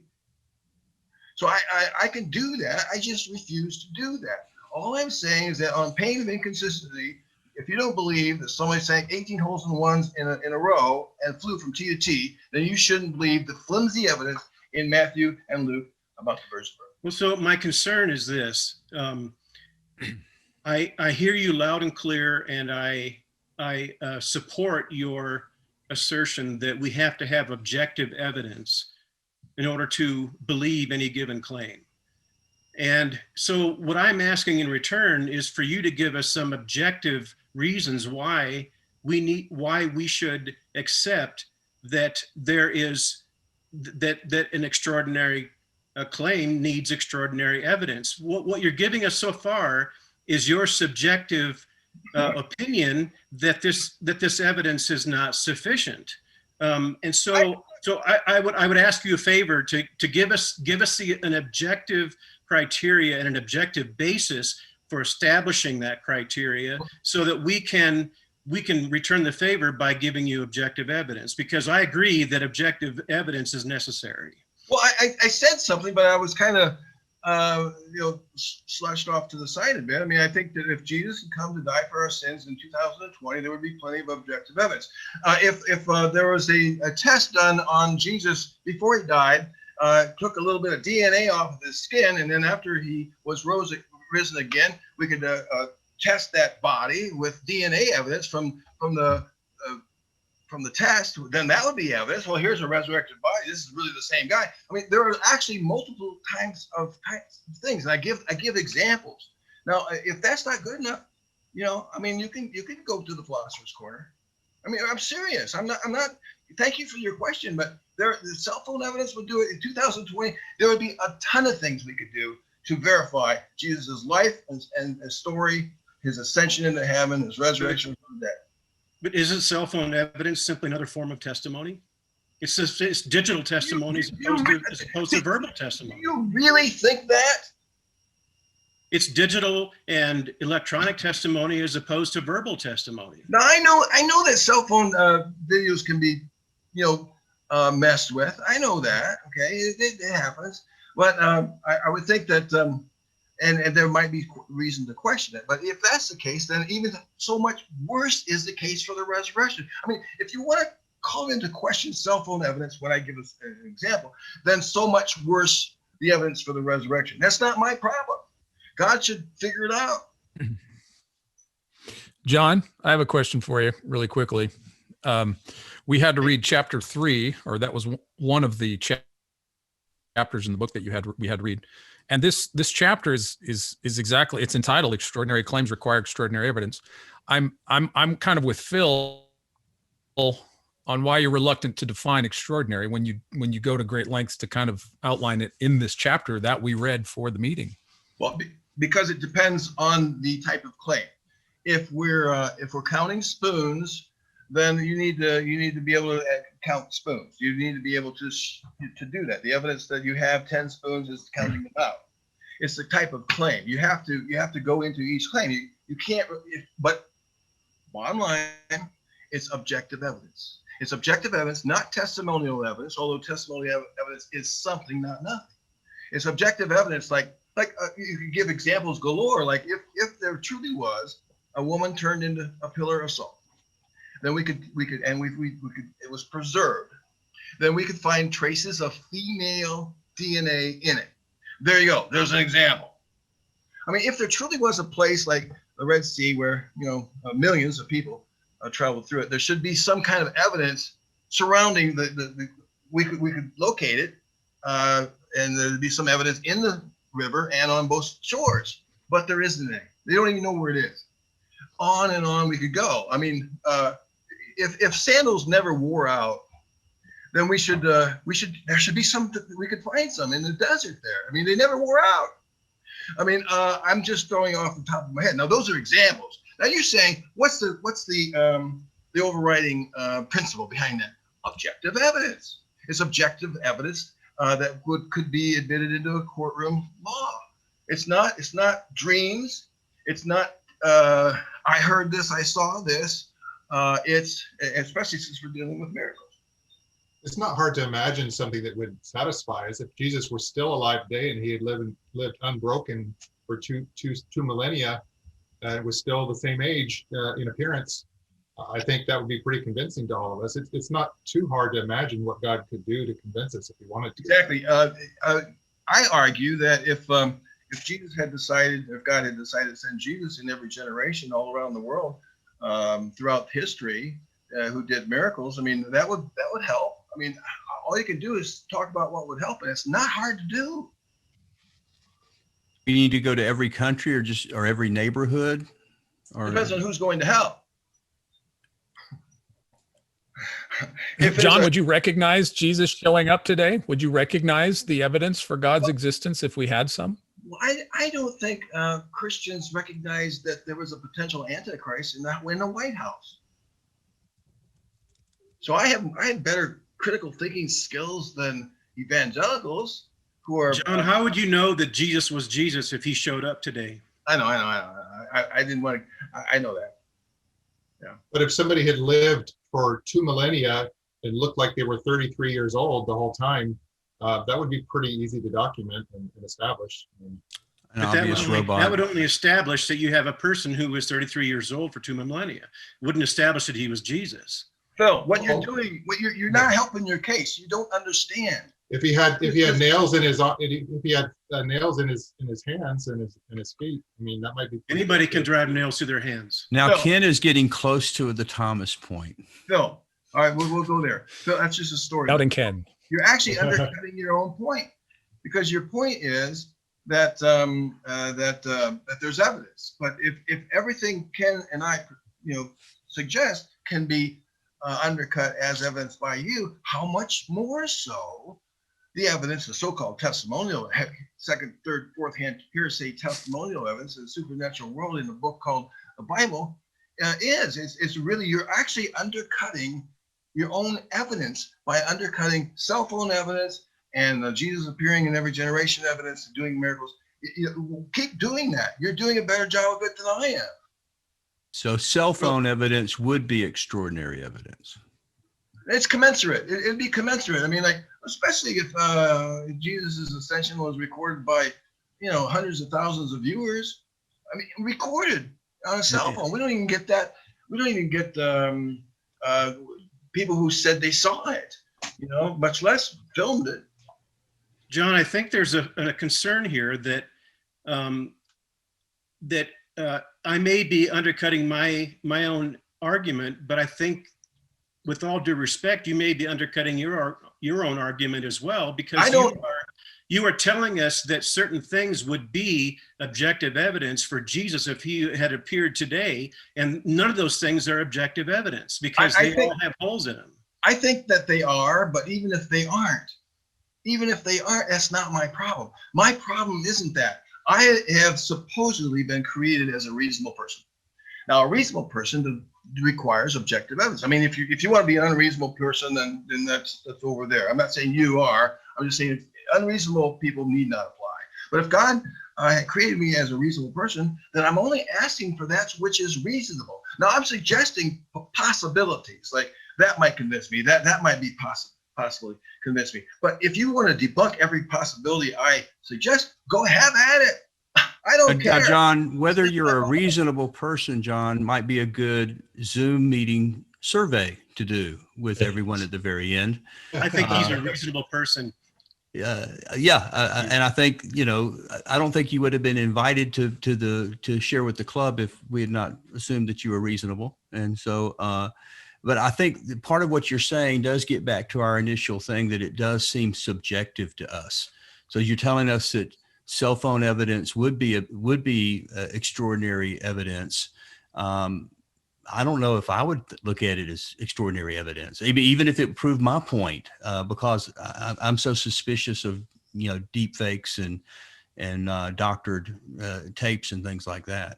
So again, it goes back. It's all into the eye of the beholder. What is extraordinary? What is semi-extraordinary? 90% extraordinary? I tend to agree with you, James. Cell phone evidence would be better than what we have, but it doesn't go all the way. There's still holes in it.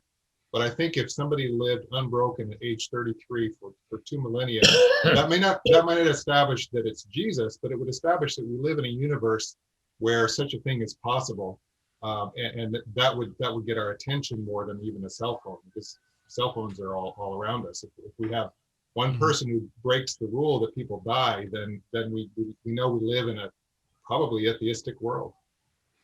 Mike had a question along that lines. Mike, do you want to mention that? Sure. The thing is, there were no cell phones in Jesus' day. There was no DNA test in Jesus' day. There was a lot of things that you bring up as really good objective evidence that actually did not exist in Jesus' day. So what would be real objective evidence that actually did exist in Jesus' day? Well, the whole. I mean, what would you actually accept? Could there actually be anything that you would accept, or is back to the Dillahunty question? Yeah. Well, now the resurrection claim of a dead man walking again, it would be akin, I suppose, closely akin to somebody saying he flew from T to T as he sank 18 holes in one. So let me one more follow up before there. And how would this be different than a claim for any historical event of that time? Well, history is fraught with unevidenced claims. And we don't question them. Some we do, some we don't. But we do. There are whole decades in certain countries with all we have are coins. So much the worse for history. I mean, someone would raise that question and say, well, these same standards apply to history. Well, they sure do. So much for history. And if the resurrection is a part of a historical claim, then so much for the resurrection. If historical claims have little evidence for them, which they do, we have to construct things out of bones and out of monuments and scant letters that we might find, and we do. And historians are really good at constructing this evidence to paint a picture of a town in, say, the year 500 BC or something like that. And some do a much better job of others, but they have disputes all the time about historical claims. So much worse for a miracle claim in history. It's so much worse for the claim about a resurrection, which we can't debunk. See, what we need about the resurrection is to cross-examine people to see if they're telling the same story, to see if anyone recanted, to see if somebody's name is on the list that didn't want to be on the list, and to examine their stories to see if they're consistent. And we can't do that, but we can do it with the Mormons. And so when we do that with the Mormons, we find that some of them were recanted, some of them were closely associated with Joseph Smith, some of them were backers, and some of them were related. It's like we know that from the Mormon faith, and it's been debunked, but we can't do the same thing with Christianity of the 12 disciples. But I would want to, and until I am able to do that, which is not my problem again, it's God's problem, because he apparently thinks we should believe the 12 disciples and not believe the Mormons. That because I can't believe without cross-examining them for consistency and lies, and I mean, there's all kinds of frauds, put out by different cult groups. Why isn't theirs one of them? Well, I'm not going to just believe it because it's there, and you shouldn't either. So the original question, if we could get back to it, is what kind of evidence would even be possible at that time? Could I answer with John's own example? It's like John raised a good point. He said, well, if God had put it in our era, it would be more accessible to us, right? So that obviates your point, Mike, that the first century was there. Really, we don't have what we need from the first century. So he could have put it in the 20th century. And but still, Ken, okay, 20th century, we've got DNA evidence now. But in the mid 90s, we find that all that DNA evidence is thwarted because the glove don't fit. You must acquit. Right. So it's just like, what is extraordinary evidence? And again, I'd like to say DNA approaches extraordinary evidence, but then in a court of law, that in fact, even in a court of law, you don't have such a high, burden of proof. It's preponderance of evidence. It's beyond reasonable doubt. These are the kinds of things that we're asked to do, rather than that you have to have such extraordinary evidence that it's a threshold that can never be crossed. I think Bart Ehrman makes a good point. He says that the resurrection may well have happened. We can even grant that it happened, but we don't have the tools to establish it. And that's the problem that God has to try to prove it to us, because you can't bridge that gap. There's no way to, even if it did happen, there's no point in trying to make a proof of it. There's another issue involved here, and that is that we have eyewitness historical testimony in the New Testament. And if these people were living in an age of superstition and they didn't know anything about science, let's grant John's claim that Jesus lived during the age of superstition. So what we have is historical testimony written down that includes details that people saw and heard. And they were not smart enough to fabricate scientifically sophisticated narratives, because they lived in the age of superstition and the age of the pre-scientific era. Yet there are a lot of modern forensic scientists who have examined that testimony, and they've said, there are details here that I can identify as a medical scientist or whatever other discipline they may be part of. And these people were simply relating what they had seen. And so they weren't smart enough to fool all of us in the scientific era with all this evidence.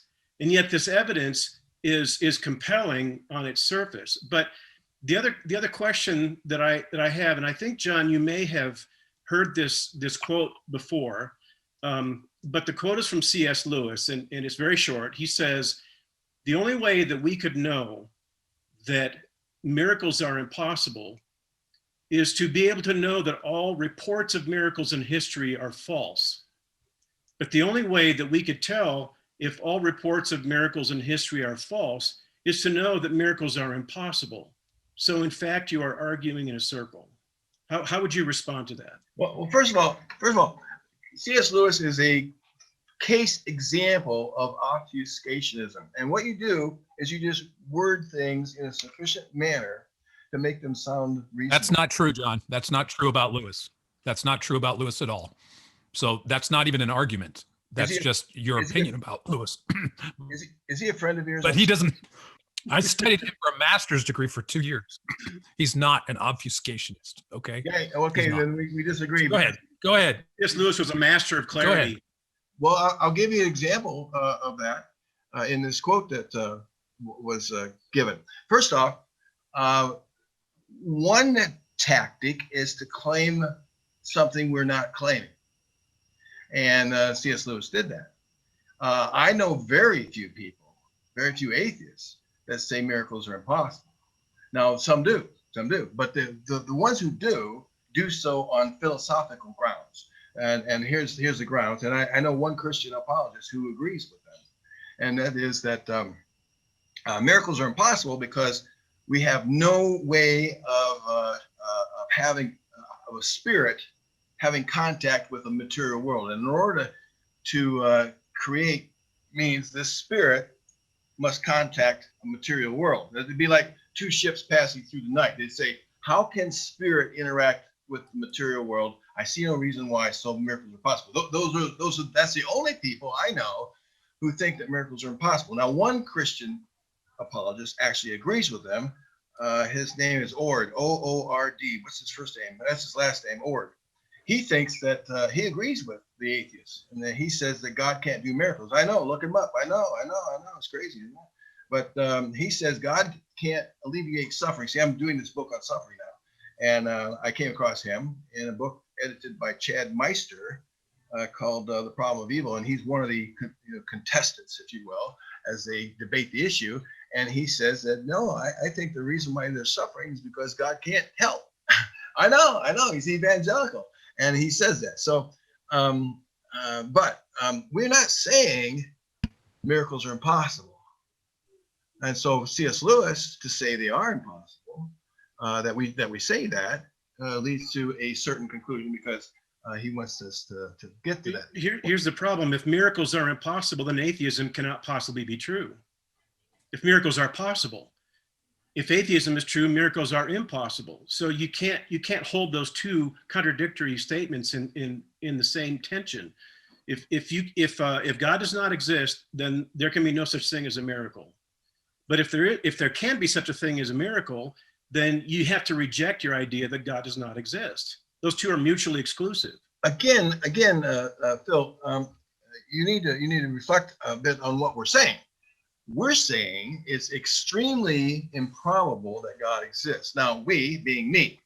So if you want to talk to someone who accepts your first premise, then it's not going to be me. I think that miracles are extremely impossible to the point of refutation, I'll go on to say, but not impossible. So I'm not claiming that. What I'm claiming is that I've never seen or heard of one that meets the criteria. The one example that Brady just mentioned, to the contrary. I say that in jest because I don't know. My answer with that example is I don't know. I'm perfectly comfortable with saying I don't know. I don't have to know everything, you see. But what I do know is that, and let me get back to what I mean. The Bible. There's no objective evidence for the Bible. And that's why believers are so intent, like Keener, you're going to talk to him next week, who basically put together a book of allegations. These are allegations. I'm alleging a miracle. It's like the people in Congress who try to take away our vote says, well, all we know is that there's all kinds of allegations. Well, I'm sorry, all the courts denied it. And even the district justice and blah blah blah blah blah. Allegations don't cut it. Keener's book is a book of allegations. We don't have any examination of these types of miracles, the kind that Darren Slade mentions in my book, In the Case Against Miracles. He has a whole chapter talking about how to properly assess miracles.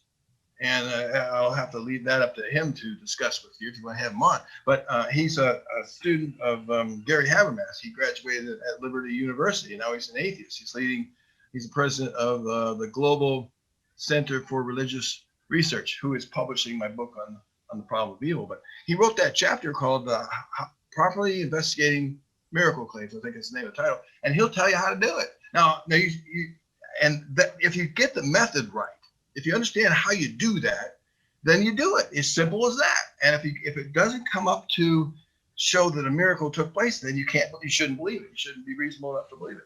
Let me ask you, John, do you believe in abiogenesis, that life came from non-life? I don't care. No, I mean, do you think do you reason that that's what know. happened? Okay. Look, so many people. Well, the reason I'm asking is that's a very rare, probably would you agree that's a very rare event? I want to tell you, I'm different. I really, truly am. I try not to talk about things I don't know. So many people will say, oh, would you tell me about quantum mechanics? Well, no, go on and on. Well, Robert Penrose said no one understands quantum mechanics, and that's good enough for me. I'm not going to try to pretend to know something I don't know. And what about time travel? What about what you just say? I mean, I don't have an opinion on biogenesis. I'm not a scientist. What I mean by that is, and all the atheists that I talk to would hold up to it. That at some point in a lengthy past, that life came from non-life. Oh, well, yeah, that's happened. Yeah. Okay, so that's what I mean by abiogenesis. In other words, no life developed life. So I don't know. Yeah, we don't know how that happened, but I think most people would probably agree, again, back to this subjective word extraordinary, that was an extraordinary event. The fascinating part about it is our best scientists in our best laboratories can't take organic matter and make life. Not even reproducing life, any life. You just can't make life from non-life. Nevertheless, almost every atheist that I've talked to believes that at some point in the past, that's what kickstarted evolution. You have to have abiogenesis, but there's no evidence for that. I would think that certainly qualifies as an extraordinary claim, and it's a very rare event. Where's your extraordinary evidence for it? Okay, one of the hardest discoveries was a vaccine for tuberculosis. It requires 3 different injections. I think I remember, if I remember correctly, and they have to do it in the right order. It was a genius. It's just pure genius how they discovered that vaccine. Another pure genius, is the discovery of evolution. Of the human race from ancestors. So, given that science works, eventually, I'm going to stick with science, even if we don't know right now. Okay, that's the bottom line. I'm not saying. Would you call that science of the gaps? No, I'm just saying, no, I'm not closing any gap. I'm saying I don't know. That's not closing a gap with knowledge. I'm not. We don't have knowledge of that, so you've got to put something in there. Well, ask me a question. If you ask me questions I don't know, and I say I don't know, what am I doing wrong? No, I mean, but you are making an assumption that science will have the answer to that. Oh, well, of course it will. Certainly faith won't do it. I mean, everything you believe by faith, you hope to support with evidence, don't you? But I would argue that there's a parallel between your faith in science and faith in God, especially when it comes to something like abiogenesis. No, look, I have a book called the Science Desk Reference, the New York Science Desk Reference. It's a whopping 700 pages of the discoveries of science. Now, if you were to have a similar book, The Discoveries of Religion, you wouldn't have any. I mean, you'd have all kinds of missed and failed types of belief systems that sort of cause a lot of harm. No, I don't know about that. But what I do know is that if science can come up with the answer to life and evolution, then it's going to, if anyone's going to come up with the answer to how life began, it's going to be science, not belief. So I'm waiting, and I'm pretty sure I'm going to die. And you firmly believe that? I know that. Oh, it's a certain knowledge. No, I talked about knowledge and belief earlier. I'm not claiming certain knowledge about anything. I know that based on the probabilities that science works. It works very effectively. Okay. Give it time. Well, tell us real quickly, because we're about to wrap things up. So I know you have a book. How close is it to public? Is it going to be later this year that we're going to have the book on the problem of evil? Yeah, I'm actually I got like 3 chapters left that are yet to be submitted, and then at the end of this month I submit it, and so it'll be a few months away. But Richard Carrier has already wrote a blurb for it. He says that it's a truly in-depth, investigation, and he said that it should be. He said it shall be. I think he used the word "shall." I thought that was kind of. And what's the name of your book on mythicism that Oh, it's came out last year? called Varieties of Jesus Mythicism. Varieties of Jesus. And what it is co-edited with Robert Price. He asked me he says, John, I need some help finding a publisher and editing it. And you're the guy. So I said, okay, I'll co-edit it with you. But I only have a preface written into it. My preface simply says, the Jesus in the Gospels never existed. And that's good enough. Yeah. Hey, well, Robert Price was, Bob was one of our book club participants. We did one of his, I think his earliest book, perhaps, the Beyond Born Again. And it was interesting that I discovered he was both a mythicist and a Jesus Seminar Fellow, which I thought was, wow, how do you put those two things together? But he explained that to us. So I think we don't want you to have you too often as a guest, John, because then you would have to be a regular member. So, but I tell you what, I would really, I'm kind of licking my chops. I really would like to look at that mythicism book, and that's something that's come up from time to time in our book club. Maybe we'll give it a rest a little bit, and the problem of evil comes up regularly too. But maybe that's one of the two we probably need to try to look at doing maybe in 2022 or something like that. Well, so Bill and I will talk about that. The thing I've decided about Robert Price, a friend of mine, longtime friend of mine, is that I think I've concluded he has a conspiratorial mind, while that says nothing to do with whether he's correct or not about Jesus, but I have seen it when it came to supporting Trump.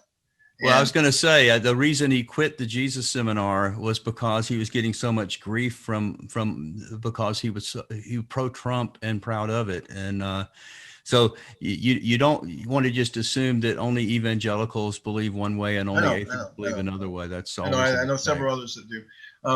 But it takes sort of now a conspiratorial mind would be an interesting topic. I've thought about writing something about it. It takes somebody who has grievances, someone who is upset with the system in place, someone's upset with something somewhere like a government, and willing to believe. It could be in a house, it could be in a city. People who want to believe the worst about others.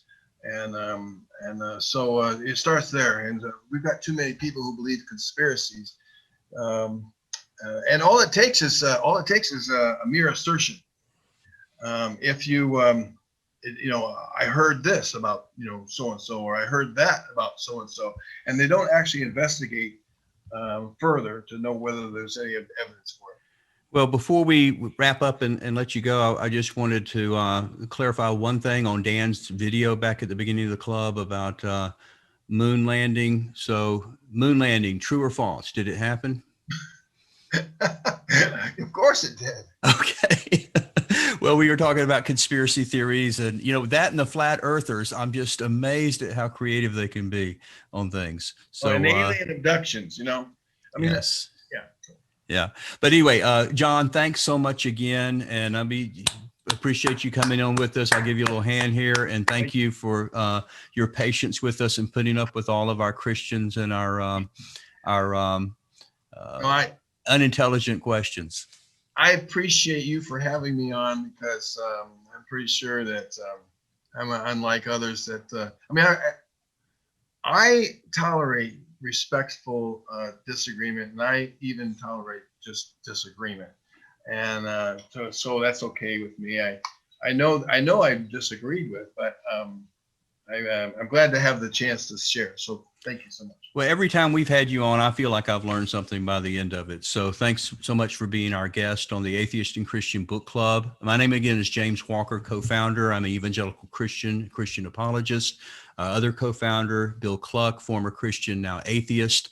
We want to encourage you to visit our website at atheistchristianbookclub.com. You can look at probably a year and a half of past book clubs, also the future announcements. And I did want to remind you that our special author, guest author next month, February 4th at 7 p.m. is going to be Dr. Craig Keener, author of the huge 2-volume, highly documented book on miracles.